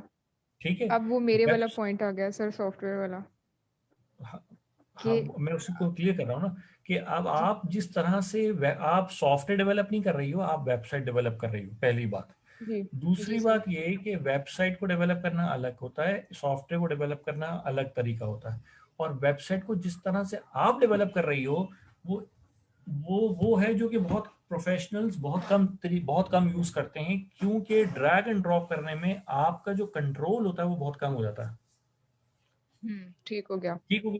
तो ये एक आपने, शॉर्टकट वे है हाँ ये, बेसिकली। एक मिनट, हाँ ये शॉर्टकट वे है, और ये बिगिनर्स के लिए होता है और ये स्मॉल स्केल के लिए होता है। अब आपने ठीक है इससे ये सर। राय कायम कर ली कि सॉफ्टवेयर को बनाने का मतलब क्या है, कि चार चीजें ली जिस तरह बच्चों के लिए हम्म पजल गेम होता है, और उससे एक तस्वीर बना डाली। उसको नहीं मर्ज भाई, करा ऐसा जी। कुछ नहीं है, ऐसा कुछ नहीं है। ठीक है सर। राइट, इसके लिए हमें बकायदा सॉफ्टवेयर को डिजाइन करना पड़ता है। ये पूरा एक बहुत लंबा प्रोसेस है, ये मैं दो तीन लेक्चर्स के बाद इस पे आऊंगा। बहरहाल, आप कह रही, आपने लफ्ज इस्तेमाल किया सॉफ्टवेयर मेकिंग, और मैं लफ्ज हम्म इस्तेमाल कर रहा हूँ डेवलपमेंट। और डेवलपमेंट का मतलब ये है कि जिस तरह एक मजदूर दीवार बनाता है एक एक ईंट करके, तो बिल्कुल इसी जी तरीके से एक एक इंस्ट्रक्शन आप लिखते हैं। ठीक है, जी और सर। मल्टीपल इंस्ट्रक्शन लिखने के बाद आपका एक प्रोग्राम बनता है, और जी मल्टीपल सर। प्रोग्राम से आपका सॉफ्टवेयर बनता है। ये मैं बाकी सब लोगों को भी कह रहा हूँ, ये नहीं है कि मैं सिर्फ इनको पढ़ा रहा हूँ। दूसरी बात ये कि मैंने ये कहा कि एक सॉफ्टवेयर को डेवलप करने के लिए मैं बार बार डेवलपमेंट कर रहा हूँ। लफ्ज मैन्युफैक्चरिंग नहीं आ सकता, मेकिंग नहीं आ जी सकता, वो जी टेंजिबल सर। प्रोडक्ट के लिए आता है। डेवलप करने के लिए आपको मल्टीपल सॉफ्टवेयर टूल्स की जरूरत पड़ती है। तो मैं ये कह रहा हूं कि उन सॉफ्टवेयर डेवलपमेंट टूल्स को आपने खरीदना है।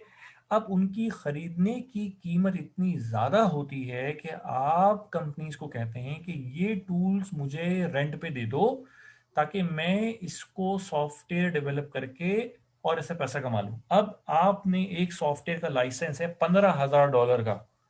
ठीक है, आपने बनाना एक सॉफ्टवेयर जो कि जिसकी कीमत आप ले रहे हैं $200, तो $200 का सॉफ्टवेयर बनाने के लिए क्या आप $15,000 का सॉफ्टवेयर लाइसेंस खरीदेंगी?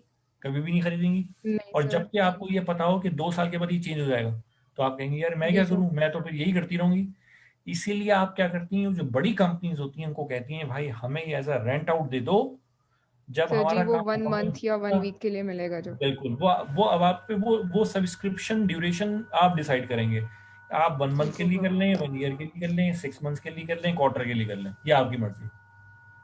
तो ठीक जब होगा सर। आप तो मैं ये कह रहा हूं कि जब आप सॉफ्टवेयर बनाने के लिए जो सॉफ्टवेयर टेक्नोलॉजीज या टूल्स चाहिए उनको खरीदने के बजाय किसी कंपनी से उनको रेंट पे ले लें, तो ये जो क्लाउड है, इस क्लाउड को हम क्या कहते हैं, platform as a service.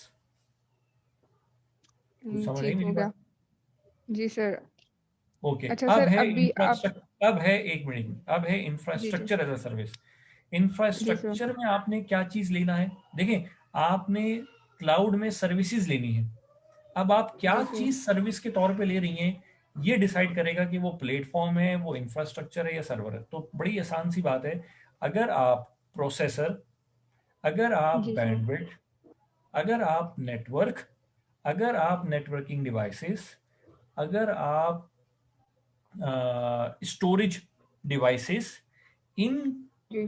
Hardware के तौर पे, हार्डवेयर, इन हम्म। हार्डवेयर चीजों को आप एज अ सर्विस लेती हैं, चाहे वो नेटवर्किंग से रिलेटेड हो, चाहे वो प्रोसेसिंग से रिलेटेड हो, चाहे वो कंप्यूटिंग से रिलेटेड हो, चाहे वो सिक्योरिटी से रिलेटेड हो, तो ऐसे क्लाउड को हम कहेंगे इंफ्रास्ट्रक्चर एज अ सर्विस। लेकिन अगर आप डेवलपमेंट टूल्स को as a as a service के तौर पे लेना चाहती हो, तो फिर हम ये कहेंगे प्लेटफॉर्म एज अ सर्विस।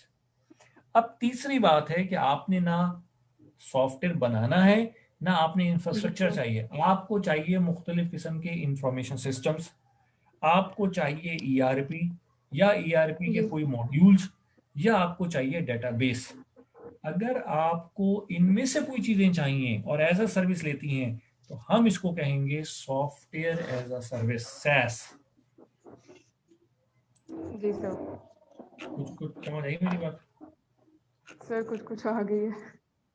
हाँ अभी भी सर कुछ कुछ आ आई? गई। जी सर मतलब अब कुछ मतलब खुद थोड़ा दोबारा से इसको देखूंगी फिर क्लियर हो जाएगा। अच्छा अच्छा चलो। सर अभी आपने इसमें जो लेवल लैंग्वेजेस का बताया है, बेसिकली जो कंप्यूटर की लैंग्वेज यूज हो रही है वो एक ही है जिसको हम मशीन लैंग्वेज आपने बोल रहे हैं ना। हम्म। ठीक है लेकिन आगे जाके आपने इसको 2 टाइप्स में जो बोल दिया, लाइक आपने हाँ, बोला हुआ है कि कंप्यूटर की हाई। लैंग्वेजेस जो है वो वैसे तो 3 किस्म की हैं, लेकिन अभी मैं 2 किस्म की कह रहा हूँ। अच्छा सर मुझे बस उसका एक बार बता दें और। देखो, जैसे कि आपने बोला कंप्यूटर जो हाई है, लेवल।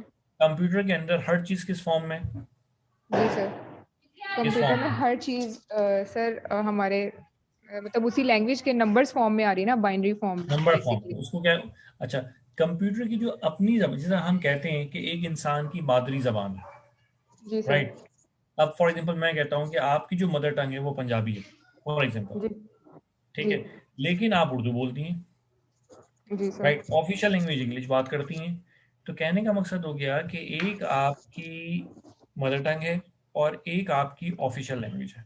बिल्कुल जी इसी सर। तरीके से कंप्यूटर की एक है मदर टंग, वो ठीक है। उसको ही समझता है। उस लैंग्वेज को क्या कहते हैं? Binary language. बाइनरी जी सर। अच्छा, अब होता क्या है कि हमारे लिए बाइनरी लैंग्वेज समझना आसान नहीं है। ठीक है और उसको कंप्यूटर तो कन्वर्ट हम क्या करता है। करते हैं, हम क्या करते हैं कि जब हम कंप्यूटर को कोई इंस्ट्रक्शंस देते हैं, तो हम अपनी जबान में देते हैं। जी सर। लेकिन हम दरमियान में क्या करते हैं कि अपनी जबान की इंस्ट्रक्शंस को पहले ट्रांसलेट करते हैं कंप्यूटर की जबान में, ताकि कंप्यूटर उसको समझ सके। तो वो लैंग्वेज जो हम समझें जी और सर। हम उसमें कंप्यूटर को इंस्ट्रक्शंस दें, उस लैंग्वेज को कहते हैं हाई लेवल लैंग्वेज, ठीक हो गया सर, क्लियर हो या गया। उसको कहते हैं प्रोग्रामिंग लैंग्वेज, या उसको कहते हैं यूजर फ्रेंडली लैंग्वेज। लेकिन जो लैंग्वेज कंप्यूटर समझे उसको कहते हैं मशीन लैंग्वेज। अब ये जो लैंग्वेज ट्रांसलेशन है, जिस तरह अगर दो ममालिक के वफ्द आपस में मिलें, जी सर। पाकिस्तान और ईरान, तो हो सकता है कि पाकिस्तान के प्राइम मिनिस्टर को फारसी ना आती हो और उनके प्राइम मिनिस्टर को उर्दू ना आती हो या इंग्लिश ना आती हो, तो दरमियान में कौन बैठेगा? ट्रांसलेटर। ट्रांसलेटर। तो जी सर। कंप्यूटर लैंग्वेज को, हाई लेवल लैंग्वेज को मशीन लैंग्वेज में ट्रांसलेट करने के लिए जो सॉफ्टवेयर इस्तेमाल होता है उसको कहते हैं लैंग्वेज ट्रांसलेटर, और हम उसको कहते हैं कंपाइलर कंपाइलर, ठीक हो गया सर। या इंटरप्रेटर। ठीक ठीक हो है, गया सर, अब मुझे क्लियर हो गया। Thank you. ओके, चलो बासिम नेक्स्ट करें प्लीज।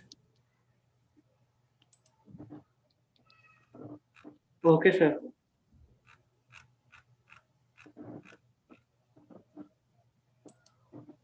सर अनम को किया।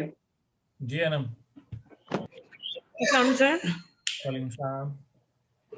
सर आज तो ज़रा मेरी सेकंड क्लास है, काफ़ी कुछ समझ आया लेकिन काफ़ी बहुत कुछ समझ नहीं आया। कोई बात नहीं, मुझे मैं आई वॉज एक्सपेक्टिंग कि समझ नहीं आएगा, इसीलिए मैंने आज पहली लेक्चर में पहले ही लोगों से सवाल लेना शुरू कर दिया। अब आप सवाल पूछें ताकि आपके सवाल से बाकी और लोगों को भी क्लियर हो जाएगा। क्या समझ नहीं अभी आया? प्राइवेट क्लाउड, हाइब्रिड क्लाउड तो समझ आ गया, लेकिन जो ये टाइप्स ऑफ क्लाउड सर्विसेज हैं, ये थोड़ी platform as a service confusing है। कंफ्यूज हो गई है। सर मैं ये चाह रही थी, आपने ये टॉपिक करवाया है, इसको थोड़ा डिटेल में हम खुद भी जैसे क्लास के बाद रीड करें तो हमारे और कॉन्सेप्ट क्लियर होंगे, तो नहीं, उसके वो तो लिए भी। होंगे। मैं तो चाहता हूँ कि पढ़े बगैर ही क्लियर हो जाए। तो आप मुझसे पूछें, सवाल पूछें कोई। सर बस ये प्लेटफॉर्म एज अ सर्विस का थोड़ा सा इशू है कि वो बिल्कुल ही ऊपर से ही गुजर गया है। अच्छा, देखें, मैं इसको यूं कहता हूं कि अच्छा, क्लाउड कंप्यूटिंग है क्या, पहले ये बताएं मुझे। अच्छा, मैं आप लोगों से इसलिए पूछता हूं क्योंकि आप जिस तरह बताएंगे टूटे फूटे अंदाज में तो दूसरों को ज्यादा अच्छी समझ आ जाएगी। जी बताएं, सर। क्लाउड कंप्यूटिंग क्या है? सर क्लाउड कंप्यूटिंग यही है ना कि हम अपने जो डेटा वगैरह होता है वो क्लाउड पे जो है ना भेज देते हैं, हमें स्टोर करने के लिए। जो हमारे पास कंपनी को जो ज़रूरत होती है, हमारे पास इतनी ज़्यादा स्टोरेज नहीं होती है अवेलेबल, तो हम उसे रेंट पे या तो फिर या आउटसोर्सिंग कर लेते हैं। अच्छा, मुझे बताओ कि घर में आपके लाइट आती है? जी। अच्छा, गुड। घर में टेलीफोन है? जी नहीं, मोबाइल है। अच्छा, मोबाइल है। मोबाइल के सिग्नल्स आते हैं? जी सर। अच्छा। अच्छा, आप किस शहर में रहती हो? सर ये कराची में। कराची में। सुई गैस आती है? जी सर। अच्छा, पाकिस्तान को गैस कहाँ से सप्लाई हो रही है? सर सुई गैस से। सुई गैस तो सुई गैस है, जगह बताओ। कहाँ से सप्लाई हो रही है? हाँ, सोर्स ऑफ सुई गैस क्या है पाकिस्तान में? हम सब पाकिस्तानी हैं। सबसे बड़ा सिंध में प्लांट कहाँ है? सर ये नहीं पता। अच्छा, पानी आता है घर पे? जी। कराची में पानी कहाँ से सप्लाई हो रहा है? वाटर बोर्ड से। अच्छा, कौन से डैम से सप्लाई होता है? डैम से। पानी की गैस के चार्जेस देती हो? बिल पे करते हो? नहीं अभी तो नहीं कर रहे, नहीं कर रहे। किसको पे क्योंकि करते हो? पानी नहीं आता ना इसलिए। नहीं, गैस के बिजली के चार्जेस किसको पे करते हो? के ई को। के को। के इलेक्ट्रिक, राइट। अच्छा, कभी के इलेक्ट्रिक ने ये कहा, के इलेक्ट्रिक जो बिल भेजती है उसमें पैसे किस इस बात के लेती है? सर्विसेज देने के। कौन सी सर्विसेज देने के? जी हमें बिजली वगैरह प्रोवाइड कर रही है। हाँ, उसने कभी आपसे बिजली की जो तार आप तक आ रही है और जहां से फॉर एग्जांपल पावर जनरेशन हो रही है मंगला डैम में या तरबेला डैम में, और वहां से लेके तरबेला मंगला से लेके कराची तक या पोर्ट पे जहां पे वो लगे हुए एलपीजी टर्मिनल्स लगे हैं, वहां से लेके जो सारी कनेक्टिविटी है, कभी आपसे तारों के चार्जेस लिए? सर लेती होगी, नो आइडिया। मे बी कि उसमें चार्ज करती हो अपना सब नहीं, पर कहाँ यूनिट। लेती है वो तो बेसिकली प्रोडक्ट, वो तो आपसे पर प्रोडक्शन कॉस्ट ले रही है। प्रोडक्शन कॉस्ट की कीमत लेती है। वो आपसे डैम बना, कभी उसमें ऐसे लिखा था कि डैम कितने पैसे लगे थे, डैम के पैसे भी दो? जी। क्या नहीं होता ना? नहीं नहीं होता। जो चीज आप यूज कर रही, अच्छा पीटीसीएल से इंटरनेट यूज कर रही हो, डाटा नेटवर्क यूज कर रही हो, कभी टेलीनॉन ने या यूफोन ने ये कहा कि भाई हमारे ये जो मलीर में टावर लगे हैं इसके पैसे भी तुम दो? नहीं नहीं। नहीं मांगा ना। तो क्या देता ना। है वो? जो सर्विस है उसके पैसे लेती हैं कंपनीज। कभी जी। भी सर अच्छा, सर्विसेज देने के लिए उनको क्या चाहिए? इंफ्रास्ट्रक्चर। जी इंफ्रास्ट्रक्चर की कॉस्ट, इंफ्रास्ट्रक्चर की जो एस्टैब्लिशमेंट कॉस्ट है, या इंफ्रास्ट्रक्चर की जो मेंटेनेंस कॉस्ट है, या जो इंफ्रास्ट्रक्चर की ऑपरेशनल कॉस्ट है, या जो इंफ्रास्ट्रक्चर की अपग्रेडेशन कॉस्ट है, वो कॉस्ट कभी भी नहीं लेते वो आपसे, राइट? जी तो कहने का मकसद ये है कि हम, कॉन्सेप्ट क्या है, हम आपको सर्विसेज दे रहे हैं, राइट? और सर्विसेज के अगेंस्ट पैसे ले रहे हैं। तो क्लाउड क्या है? क्लाउड ये कहता है, क्लाउड का कॉन्सेप्ट ये है कि भाई आप प्रोसेसिंग करने के लिए प्रोसेसर मत खरीदें, कंप्यूटर मत खरीदें, लैपटॉप मत खरीदें, लैपटॉप को चलाने के लिए सॉफ्टवेयर मत खरीदें, ईआरपी मत खरीदें, इंफॉर्मेशन सिस्टम्स ना खरीदें, वेबसाइट को होस्ट करने के लिए वेब सर्वर्स ना खरीदें। हमारे पास ये सब चीजें हैं। आप हमसे ये सारा रिसोर्स जितनी मुद्दत के लिए चाहिए हमसे ऑन लीज या रेंट पे, कंजम्पशन बेस्ड हमसे ले लें। इससे ओके आपको सर। क्या फायदा होगा? आपको खरीदारी नहीं करनी पड़ेगी। आप, ये ऐसे ही है कि जैसा कि आपने कहीं जाना है, तो एक ऑप्शन ये है कि आप गाड़ी खरीदें और फिर चलाएं। अब गाड़ी खरीदने के पैसे नहीं है, तो हम लोग जब ट्रांसपोर्ट करते हैं तो क्या करते हैं? करीम लेते हैं कि नहीं लेते? जी सर। अब जो करीम वाला है, वो करीम वाला आपसे गाड़ी की कीमत भी लेता है। नहीं नहीं, वो सिर्फ क्या रेंट लेता चार्ज है? कर। सिर्फ ट्रांसपोर्टेशन कॉस्ट लेता है। वो कहता है भाई, तो ये चीज हो गई कि बजाय, अब आपके पास कितने लोग ऐसे हैं जो गाड़ी नहीं लेते, करीम को यूज करते हैं? ऐसा है ना?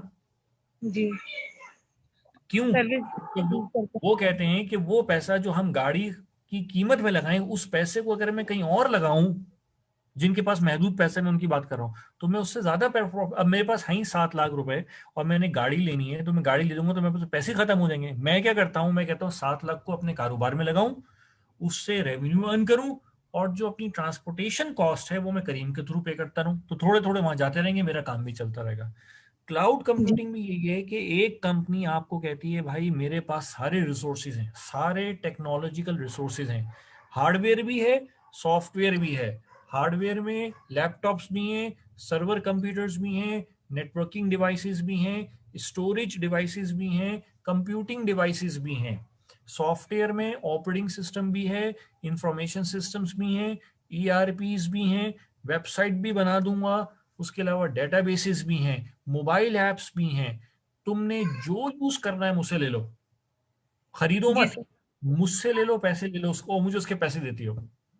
ये है जी कॉन्सेप्ट क्लाउड कंप्यूटिंग का, कि आपने, क्लाउड इज पोर्टेबल ना, बादल आया, बरसा, चला गया, तो आपने क्या किया? क्लाउड ले लिया, जितनी देर पानी चाहिए हुआ आपने कहा भाई पानी बरसाते रहो, और आपने उसको पे कर दिया। जी ये है क्लाउड कंप्यूटिंग। कुछ समझ आया? जी सर। अब अब अगला सवाल यह है कि हम क्या चीज किराए पे ले सकते हैं। अगर आपने किराए पे लेना है इंफ्रास्ट्रक्चर, जिसमें hardware, processor, servers, physical operating servers, storage capacity, networking equipment, अगर ये आप एज अ सर्विस लेती हो, तो इसको क्या कहेंगे? Infrastructure as a service. Okay ठीक। सर। जी लेकिन सर। अगर आप इंफ्रास्ट्रक्चर नहीं लेती हो, आप कहती हो भाई मुझे चाहिए इंफॉर्मेशन सिस्टम, हार्डवेयर मेरे पास है, मुझे चाहिए ईआरपी, मुझे चाहिए मोबाइल ऐप, मुझे चाहिए graphic tool, sorry graphic tool नहीं, मुझे चाहिए डेटाबेस। तो इनकी अब इस चीज सॉफ्टवेयर को, नहीं है। सिर्फ सॉफ्टवेयर चाहिए, बने बनाए, बने बनाए सॉफ्टवेयर चाहिए, बने बनाए, बार बार कह रहा हूं, बने बनाए सॉफ्टवेयर चाहिए। तो इस कॉन्सेप्ट को क्या कहेंगे? अब ये सर्विसेज जो आप लेने को बोलेंगे, software as a service. Okay तीसरी सर। बात, आप कहते हो भाई मुझे सॉफ्टवेयर इंफ्रास्ट्रक्चर भी नहीं चाहिए, मुझे सॉफ्टवेयर भी नहीं चाहिए, मैं खुद बनाऊंगा। क्या? क्या खुद बनाऊंगा? जी सर। क्या खुद सॉफ्टवेयर बनाऊंगा? सॉफ्टवेयर। सॉफ्टवेयर लेकिन सॉफ्टवेयर को बनाने के लिए आपको क्या चाहिए? और डिफरेंट सॉफ्टवेयर्स। सॉफ्टवेयर चाहिए। आप कहते हैं भाई मुझे वो दे दो, मुझे वो औजार दे दो और मैं उससे सॉफ्टवेयर बना दूंगा। अब ओके क्या सर। हुआ, इसको क्या बोलेंगे? Platform as a service. Platform as a service. ठीक है। तो समझ आई बात की? जी सर, अब समझ आ शुक्र, गई है। शुक्र है जी। आगे चलें जी। आपका नाम क्या था? सर अनम मेरा नाम है। सर वो लैंग्वेजेस का भी एक दफा क्लियर कर दीजिएगा प्लीज। ओके, लैंग्वेज भी कर देता हूँ। चलें जी, बासिम आगे चलें। ये जरा सादिया को अनम्यूट करें। बासिम,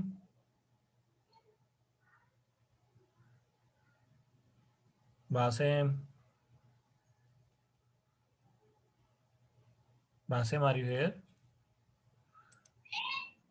अच्छा अनम चलें। अभी कौन है मेरे साथ? जी सर मैं ही हूँ अनम। अनम। मैं लैंग्वेज का इतना क्लियर कर देता हूँ। लैंग्वेज, एक लैंग्वेज वो होती है जो कंप्यूटर की लैंग्वेज है ना, जिसको कंप्यूटर समझता है, उसको उसके उसके दो नाम है, उसके तीन नाम है। कंप्यूटर समझता है 0 1 की लैंग्वेज को, ये तो सबको पता है ना। बाइनरी क्या? लैंग्वेज। उसको कहते हैं बाइनरी लैंग्वेज, एक नाम। उसको कहते हैं मशीन लैंग्वेज, दूसरा नाम। उसको कहते हैं लो लेवल लैंग्वेज, तीसरा नाम। ये तीनों मुतरादिफ हैं, तीनों एक ही चीज के नाम हैं। क्लियर हो गई बात? जी सर।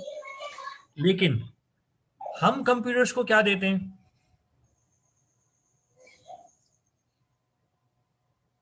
सर हम क्या देते हैं? डेटा देते हैं उसको तो बस। शुक्र है ये नहीं बोल दिया हम उसको फल देते हैं, फूल देते हैं। हम उसको इंस्ट्रक्शंस देते हैं। हम जी सर। उसको किस जबान में इंस्ट्रक्शंस देते हैं? उर्दू में, पश्तो में, सराइकी में, इंग्लिश में, किस में? हम तो इंग्लिश में देते हैं, लेकिन उस तक जो पहुंचती है वो डिजिट्स जो 0 1 में पहुंचती हैं। कैसे पहुंचती हैं? ये सर तो उसकी बड़ा लैंग्वेज। अच्छा खुद साख्ता अफसाना हो गया, खुद से पहुंच जाती हैं। ऐसे नहीं होता।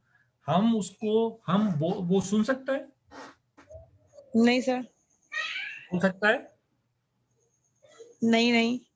महसूस कर सकता है। No sir. तो इंस्ट्रक्शंस कैसे देंगे?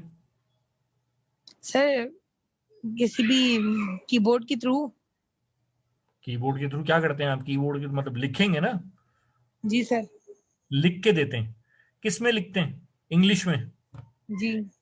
1 0 में क्यों नहीं लिखती हैं आप?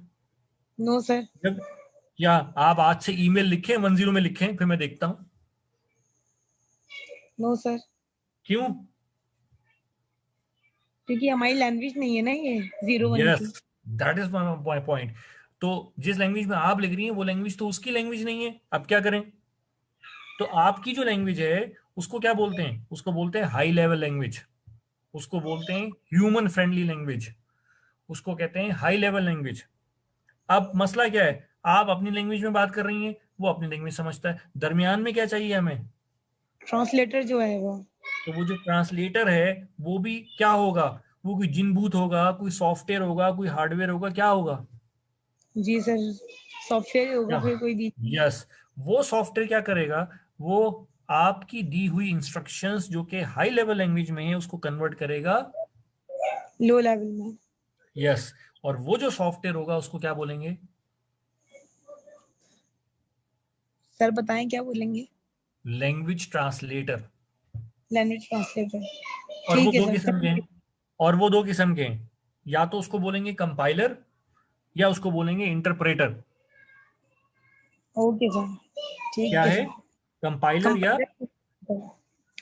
इन दोनों में क्या फर्क है ये भी बताता चलूं। कंपाइलर और इंटरप्रेटर में क्या फर्क है सबको कह रहा हूं मैं ये। कंपाइलर क्या करता है कि आप यूं समझें कि आपने एक सफ़ा, बचपन में लोग ट्रांसलेशन करते थे, तो एक तरीका ये है कि आपने इंग्लिश का एक सफ़ा है उसको ट्रांसलेट करना है, उसमें मुख्तलिफ जुमले हैं। एक तरीका ये है कि आप पहले पूरा सफ़ा पढ़ लें और फिर एक दफ़ा ही उस पूरे सफ़े को ट्रांसलेट करें। दूसरा तरीका ये है कि आप जुमला ब जुमला तर्जुमा करते जाएं। इसका मतलब हो गया कि जो कंपाइलर है वो बेसिकली, कंपाइलर और इंटरप्रेटर में फ़र्क क्या है कि आपने तर्जुमा किस अंदाज में करना है। अगर आप जुमला ब जुमला तर्जुमा कर रहे हैं, इंस्ट्रक्शन बाय इंस्ट्रक्शन तर्जुमा कर रहे हैं, और उसको एग्जीक्यूशन भी कर रहे हैं साथ साथ, ट्रांसलेट भी कर रहे हैं और एग्जीक्यूट भी कर रहे हैं, line by line translation and execution कर रहे हैं, तो ये इंटरप्रेटर होगा। कंपाइलर क्या करता है, पहले पूरे प्रोग्राम को, तमाम इंस्ट्रक्शंस को पहले ट्रांसलेट करता है और फिर एग्जीक्यूट करता है। तो मेन डिफरेंस इंटरप्रेटर और कंपाइलर में क्या हुआ कि interpreter translates and executes line by line. वो जिस लाइन को ट्रांसलेट करता है उसको उसी वक्त क्या कर देता है, ट्रांसलेट कर देता है, एग्जीक्यूट कर देता है। जी सर। और जो कंपाइलर है वो क्या करता है, पहले पूरी तमाम इंस्ट्रक्शंस को क्या करता है, ट्रांसलेट करता है और फिर क्या जी करता है, एग्जीक्यूट कर देता है। यस। तो ये डिफरेंस है। अच्छा जी, आगे चलते हैं। बासिम, जी सर। बासिम कहाँ चले गए?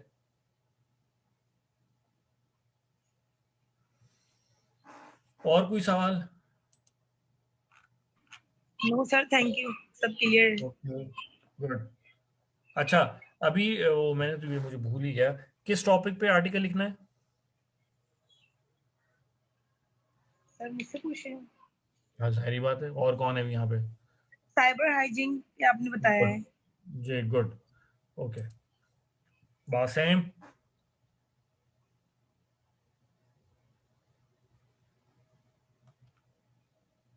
अच्छा जी, एक मिनट। अच्छा, ये बासिम जो है मुझे वो कर गए। जी सादिया, हेलो। अस्सलाम वालेकुम सर। वेलकम जी। सर मुझे ये थोड़ा सा ना वैसे तो सारा लेक्चर क्लियर है लेकिन थोड़ी सी कंफ्यूजन हो गई है। वो जो आपने कहा कि जिसमें हम डेवलपमेंट टूल्स लेते हैं सॉफ्टवेयर बनाने डेवलप करने के लिए, हम मोस्टली सॉफ्टवेयर लेते हैं। तो जो दूसरी तरफ आपने बोला कि जो SAAS है, वो जब आपने लिखवाया था आपने सर्वर एज ए गलत लिखवा सर्विस दिया, लिख। यस यस, गलत लिखवा अच्छा ये दिया, गलत सॉरी। है। गलत है, अच्छा गलत है, वो गलत है। ठीक, मुझे आई रियलाइज कि वो सर्वर एज अ सर्विस नहीं है, सॉफ्टवेयर एज अ सर्विस है। यस, यू चले यू ठीक you pick this right thing.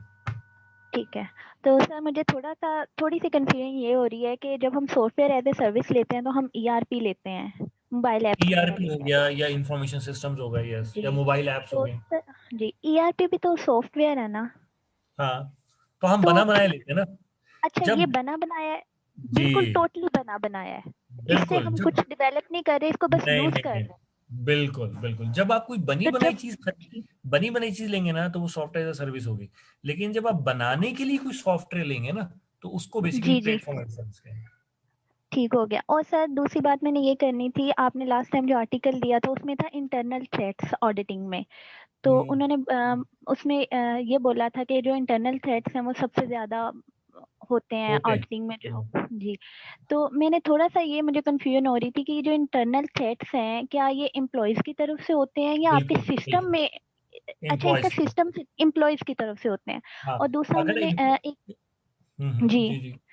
दूसरा उन्होंने एक एजेंट बोला था कि हमें जब ऑडिटिंग करनी होती है तो हमें ऑडिट कंसोल और ऑडिट एजेंट मतलब उसके दो सिस्टम्स हैं। तो जो ऑडिट एजेंट है ये मैंने पूछना था कि इट इज ह्यूमन और अ सॉफ्टवेयर और it's a system? Software, it's a software, it's a software, अच्छा सॉफ्टवेयर। इट्स अ और सॉफ्टवेयर। सर ये जो आप आर्टिकल लिखना है इसको सबमिट करवाने के लिए कोई ईमेल एड्रेस आपने नहीं दिया। Very good question. लिखें आप लोग ईमेल आईडी। सर अगर आप टाइप कर दें तो वो जरा गलती का चांस कम होता है। आप लोगों को ये मेरे पास वो ईमेल आईडी आ रहा होता है आप लोगों का पास जो है, ये जिस पे आप गूगल क्लासरूम लेते हो तुम लोग? नहीं सर मुझे तो नहीं शो होता, लेकिन मैं एक दफा दोबारा देख लूंगी। मेरा ख्याल है अच्छा, नहीं आप होता लिखो क्योंकि मुझे। मैंने देखने की कोशिश की थी लेकिन मिला नहीं था। अच्छा लिखो, मैं ईमेल आईडी यहाँ पे लिख देता हूँ, ठहरो। ये ईमेल आपने मुझे इस पे करनी है, और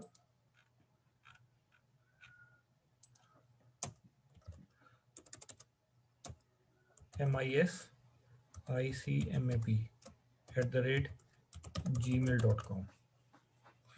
और मैं एक्सपेक्ट कर रहा हूँ कि आप लोगों का जो आर्टिकल होगा वो अच्छा होगा, उसमें प्लेजरिज्म नहीं होगा। MISICMAP@gmail, और और अच्छी सर ये बातें लिखी आर्टिकल होंगी। जी इंशाल्लाह। सर ये आर्टिकल कितने वर्ड्स का होना चाहिए? 2 पेज 2 पेजेस का। मुझे सर एक लगता है चीज जो आप मैंने, जो है वो आर्टिकल राइटिंग करती हो। जी सर। गुड। आई इज्यूम, मुझे अब आपकी बातों से लग रहा है कि आप अच्छा आर्टिकल राइटिंग करती हो। तो मुझे 2 से 3 पेज का साइबर हाइजीन चाहिए। अच्छा, देखता हूँ कौन अच्छा लिखता है और फिर मैं उसको जी पब्लिश सर। करवाऊंगा जो अच्छा जी लिखेगा। गुड। सर मुझे ना थोड़ा सा आपसे पूछना था, जो मुझे पढ़ने में जी मसला हो रहा है, शायद मैं अंडरस्टैंड नहीं कर पा रही। जब आप लेक्चर देते हैं ना, तो जो आप पढ़ाते हैं वो मुझे बहुत अच्छे से समझ आता है। जैसे हम्म, आपने ये IAS और PAS बता दिया सारा, ये मुझे क्लियर है। अगर मैं इसी को लेके चलूं तो मैं क्लियर हूँ, लेकिन जब मैं ज्यादा डेप्थ में जाने की कोशिश करती हूँ, जैसे सॉफ्टवेयर कैसे बनते हैं, तो कंफ्यूज हो जाती हूँ। मैंने क्लियर ये करना है कि क्या मुझे इतने डेप्थ में जाना चाहिए, या मेरा लेवल यही है जो आप कर रहे हैं, बस यहाँ तक रहूं। आ, अभी फिलहाल मैं कुछ टॉपिक्स को बिल्कुल बेस पे रख रहा हूँ। अभी मैं आपको यूं अच्छा। समझें कि हॉरिजॉन्टल डेप्थ दे रहा हूँ। ठीक है। जी। मैं आपको मुख्तलिफ कॉन्सेप्ट बताता जा रहा हूँ कि ये भी चीज़ है, ये भी चीज़ है, ये भी चीज़ है। फिर आहिस्ता आहिस्ता मैं उनकी डेप्थ में लेता जाऊंगा। यानी तो कि जैसे आप करवा रहे हैं, अगर जी जितना मैं बता उसी रहा पे हूँ फोकस। उससे थोड़ा सा ज्यादा जहां तक आपको समझ आ जाए वो पढ़ लिया जी करें। और उससे आपको ज्यादा कुछ नहीं। समझ ना आए तो मुझसे पूछ लिया करें। तो उससे दो जी फायदे सर। हो जाएंगे। या तो मैं कह जी दूंगा कि ये आपके स्कोप से बाहर है, या मैं उसको समझा दूंगा। तो उसको खुद फैसला मत लो, मुझसे पूछ लो और फिर मैं बता दूंगा कि उसको क्या करना है। ठीक हो गया। और सर मेरा ख्याल है एक अभी आपने करवाना है नाम, सर्वरलेस कंप्यूटिंग। हाँ, वो भी मैं अभी ये सर्वरलेस कंप्यूटिंग जो है ये बिल्कुल नहीं है। अभी तो मैं ये 3 करा रहा हूँ। ये 3 देखो समझ आ गई।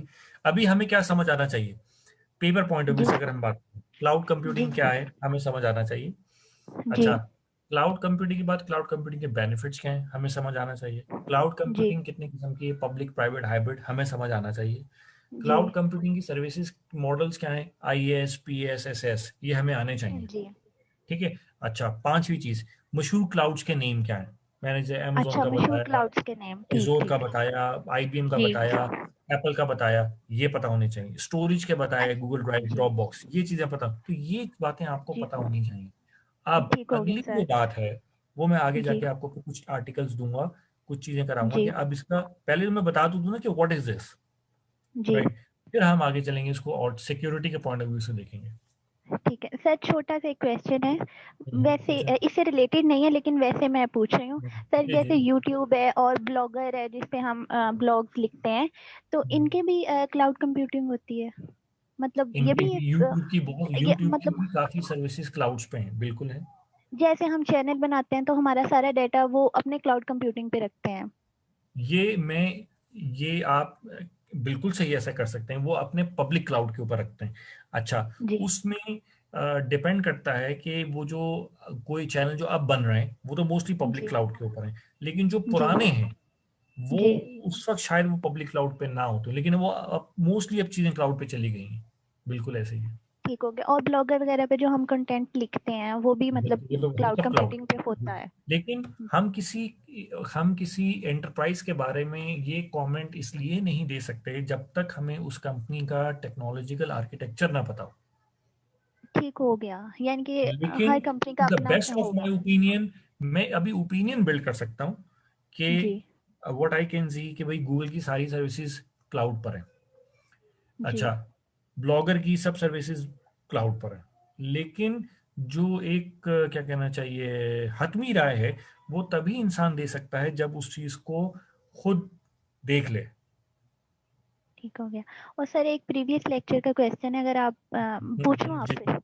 जी पूछें पूछें, सर अभी मैं सबको। जी सर, वो मैंने जब मैं बुक पढ़ रही थी तो उसमें आया था कि जो B2C है बिजनेस, उसमें डिजिटल प्रोडक्ट्स जो हैं वो सबसे ज़्यादा यूज़फुल हैं। तो यहाँ पे मैं थोड़ी कंफ्यूज हो गई थी कि डिजिटल प्रोडक्ट्स कौन सी होंगी और वो यूज़फुल क्यों होंगी डिजिटल प्रोडक्ट से B2C में? मुराद डिजिटल प्रोडक्ट से मुराद है सॉफ्टवेयर डिजिटल अच्छा। प्रोडक्ट, ठीक। सॉन्ग्स डिजिटल प्रोडक्ट है, ठीक हो ग्राफिक गया। डिजाइनिंग जी डिजिटल सर्विस है। जी। अच्छा, जितनी फ्रीलांसिंग चीजें हैं, फ्रीलांसिंग से रिलेटेड चीजें, तमाम वो प्रोडक्ट्स ही डिजिटल सर्विसेज हैं। अच्छा, जी सर। डिजिटल आपके online video lectures digital product है। ठीक हो गया। ठीक है। तो सर आपकी जी ई बुक्स जी डिजिटल ई बुक्स। प्रोडक्ट्स हैं। ई ठीक बुक्स हो में गया। आपके जो ग्राफिक डिजाइन्स हैं, आपके जो वेबसाइट्स के टेम्पलेट्स हैं, आपके जो मैगजीन्स के कवर पेजेस के डिजाइन्स हैं, जी सर। आपके घर के नक्शे हैं, आपके जी इंटीरियर डिजाइनिंग के टेम्पलेट्स हैं, यानी कि हम आपकी कह सकते फर्नीचर हैं। के डिजाइन्स हैं जी जी सर, आजकल। मतलब हम कह सकते हैं कि जो सॉफ्ट फॉर्म में चीजें हैं वो डिजिटल। बिल्कुल। तो ये सर ये। सॉफ्ट, हाँ, लेकिन नहीं, जी सॉफ्ट फॉर्म का ये मतलब नहीं है कि मैंने नक्शा कागज पे पेंसिल से बनाया और मैं उसको स्कैन करके कहूँ ये डिजिटल हो गया। नहीं, उसको ऑपरेट वहां पे ही हमें करना पड़ेगा, मतलब मैं सॉफ्टवेयर को अगर यूज कर। वो मैप ऑटोकैड के थ्रू बना के करता हूँ तो वो डिजिटल है। ठीक हो गया। तो सर ये B2C के लिए ये क्यों इतने बेनिफिशियल है? क्योंकि बी टू नहीं, ये बात कि सिर्फ यही बेनिफिशियल है, ये बात नहीं है, ऐसा नहीं है। लेकिन यस, क्योंकि ऑनलाइन मार्केट के अंदर डिजिटल प्रोडक्ट को डिलीवर करना आसान है रिलेटिवली टेंजिबल प्रोडक्ट के, इसलिए उसका पोटेंशियल ज्यादा है। ठीक हो गया, थैंक यू सर। बाकी सब क्लियर है, जो अभी तक पढ़ा ओके, है सब क्लियर है। चलो, थैंक थैंक यू। यू। अच्छा जी, नेक्स्ट। नेक्स्ट में है सादिया हो गई, अनम हो गई जी, सर वो काम। हाँ जी जी सर वो जी। केवान है स्टूडेंट, फैसलाबाद से ही है। तो अगर ऑनलाइन है, वो उन्होंने आगे मैसेज किया था, तो उनको जरा आप सुन लेंगे। मैंने उन्हीं को अनम्यूट किया है। आप भी फैसलाबाद से अच्छा हो? जी सर। असल में सर हम लोग जो है ना, हम सिर्फ आपकी क्लास ही लेते हैं, हमारी फिजिकल क्लास नहीं होती है। तो हम ग्रुप 3-4 बच्चों का हमारा ग्रुप है, तो हम लोग मतलब आपस में इन टच रहते हैं। चलो, ये तो बहुत ही अच्छी बात है। चलो, मैं फैसलाबाद आया पे तुम लोगों के पास आऊंगा। आगे जी चलें। सर, जी इंशाल्लाह केमान। जरूर। जी केमान, वालेकुम आर सर। You here? जी केमान जी, बताइए। वालेकुम सर सलाम। मैंने आपसे बात करनी थी कि मेरे ना आज फर्स्ट लेक्चर है। माशाल्लाह, अच्छा। तो तो सर मैं ये कहना चाह रहा था कि प्रीवियस लेक्चर जो आपके हैं वो तो मैं अब सुनना शुरू किए हैं आज से। तो हम्म। सर हम आप पीछे प्रीवियस लेक्चर जो है उसमें जो मुश्किल हो रही है कुछ चीज़ों की, तो मैं कह रहा था कोई नंबर मुझे मिल जाए आपका कि आपसे मैं समझ सकूं कोई चीज़ वगैरह, अगर मुझे नहीं समझ आ रही बिल्कुल भी। क्योंकि सर मैंने पहले कभी कंप्यूटर पढ़ी ही नहीं ज़िंदगी में आज तक। ये पहले इसकी तानीस तो ठीक कर दो, कंप्यूटर पढ़ ही नहीं गया होता है, पढ़ा होता है। अच्छा, सर दूसरी पढ़ी बात पढ़ा नहीं ये, जो भी है सर। पढ़ा नहीं, उर्दू गलत नहीं बोलते, सही बोलते हैं। Okay sir. अच्छी ठीक बात सर। ये कि जब तुम्हें कोई मसला हो तो तुम अभी पढ़ो इसको, और उसके बाद जी हम क्लास के एंड के ऊपर ये लेक्चर खत्म करके बाकी सब लोग चले जाएंगे, तो फिर मैं आपको इंडिविजुअली करा दूंगा। चलो सर, बस सर आप नंबर नहीं आप दे सकते कि कोई आपसे नहीं, मैं। नंबर टेलीफोन, असल मसला पता है क्या है? मैं नंबर दे जी दूं। सर। एक तो ये कि सुबह से शाम ऑफिस होते हैं, उसके बाद यहाँ पर आ जाते हैं, तो अब ऑनलाइन के बाद फिर वो टाइम जो है मोबाइल देना, वो फिर पता है, वो मोबाइल पर्सनल नहीं रहता। तो मैं इसलिए जी। मोबाइल देने के हक में नहीं होता, और इसको हम्म, बुरा नहीं मानना, लेकिन ये कि ऑनलाइन आपका जो पर्पस है मोबाइल जी नंबर सर। लेने का, वो यहाँ सर्व हो जाएगा। ठीक है सर। सर इसका मतलब क्या है, अगर मुझे कोई मसला आए तो मैं आपसे ये लेक्चर के बाद क्लास आपसे के मैं। बाद। जी जी जी, जी। बिल्कुल। लेक्चर के बाद मैं आपसे डिस्कस कर सकता हूँ उस बिल्कुल बारे में। बिल्कुल चलो बिल्कुल ऐसे ही, सर, बिल्कुल। Thank you sir. ठीक है, thank you. Ji Farrukh, Farrukh.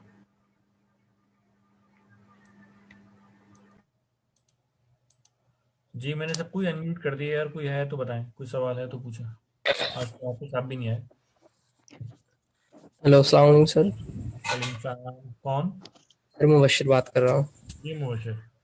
Sir ये इंफ्रास्ट्रक्चर का जो आपने बताया था कि ये क्लाउड पे जाता है, सर ये बकायदा जो फिजिकल स्टोरेज होती है फिजिकली प्रोवाइड करते हैं, या जो फिजिकल हमारे आइटम है बैंडविच है? Physically, physical storage remotely provide करते हैं। अच्छा अच्छा, मतलब उनकी सर्विस दे देंगे फिजिकल प्रोडक्ट की, जो मतलब हमें जैसे आप स्टोरेज। गूगल ड्राइव एक्सेस कर रहे हो जी जी जी जी सर। वैसे। अच्छा, इंफ्रास्ट्रक्चर में आती है सर गूगल ड्राइव। जी। बस सर ये एक ही क्वेश्चन था मेरा। ओके, और किसी का सवाल? अब बाकी लोगों को भी मैंने अनम्यूट किया हुआ है प्रोबेबली। और कोई है अभी? Salman, anyone else having any question please? Tuba, Salman, Malik Afan, Junaid, Farrukh, Anam, Sadia. जी सर, मेरा क्लियर हो गया है। ओके, चलें। सादिया, आप कहाँ पे ऑनलाइन ये आर्टिकल राइटिंग करती हो? सर मैंने ब्लॉगर्स पे लिखे थे तो फिर मैंने स्टडी स्टार्ट कर दी तो फिर मैंने बंद कर दिया। कितने लिखे आर्टिकल्स? सर मैंने 3 लिखे थे लेकिन मैं पढ़ती रहती हूँ जिसकी वजह फिर बाद में छोड़ दिया, वो भी ये स्टडी पे ये फोकस कर रही हूँ। अच्छा, चलो ये तो बहुत अच्छी बात है। मैं भी जो है आर्टिकल जो है 1-2 लोग दूंगा आप लोगों को, फिर कोशिश करना कि उसको क्या कहना चाहिए, उसको पब्लिश कराएं। पहले ये लिखो ना, 2 पेज का आर्टिकल, देखते हैं कैसे लिखते हैं। लेकिन जी इसके लिए ठीक है। कंटेंट, अब आपको आर्टिकल राइटिंग लिखती हो तो इसको तो अंदाजा है कि जितना ज्यादा पढ़ेंगे उतना ही अच्छा जी लिखा जाएगा। तो सर ये जरूरी है कि परसों तक ही देना है? नहीं, आप जितना हो जाए उतना शो कर दें, बाद में इंप्रूवमेंट बाद में करती रहना। देखें पता चलें तो चले, अगर मैं कह दूं कल नहीं परसों नहीं तो फिर वो और आगे चला जाएगा। चलें ठीक है, थैंक यू सर, बहुत ठीक है ना? शुक्रिया। चलो, दूसरा जी ये कि सर। जो गूगल क्लास का कोड है किसी के पास तो वो बेसिकली उसमें शो करते हैं, ये मैसेज पे लिख दो ताकि ये सलमान को पता चल जाए। और जुनेद का सवाल ये है कि आप साइबर हाइजीन, तो आपने आईटी पॉइंट ऑफ व्यू से लिखना है, साइबर हाइजीन यही सर्च करना है। ठीक है, चलो बाकी तो इंशाल्लाह सर नेक्स्ट में एक मुलाकात होगी। सर एक एक चीज क्लियर कर दें।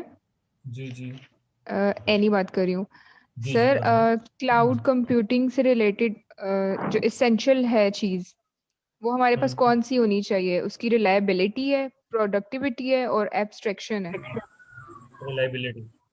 रिलायबिलिटी, ठीक हो गया। उसकी रीजन ये है थैंक कि रीजन भी बता देता हूँ।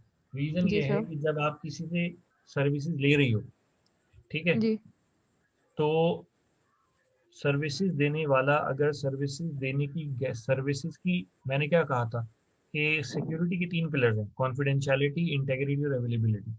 तो अगर वो जी available availability of services reliable नहीं है तो फिर उसका कोई फायदा नहीं है, बेहतर है कि खुद ही बना लिया जाए। ठीक हो गया सर।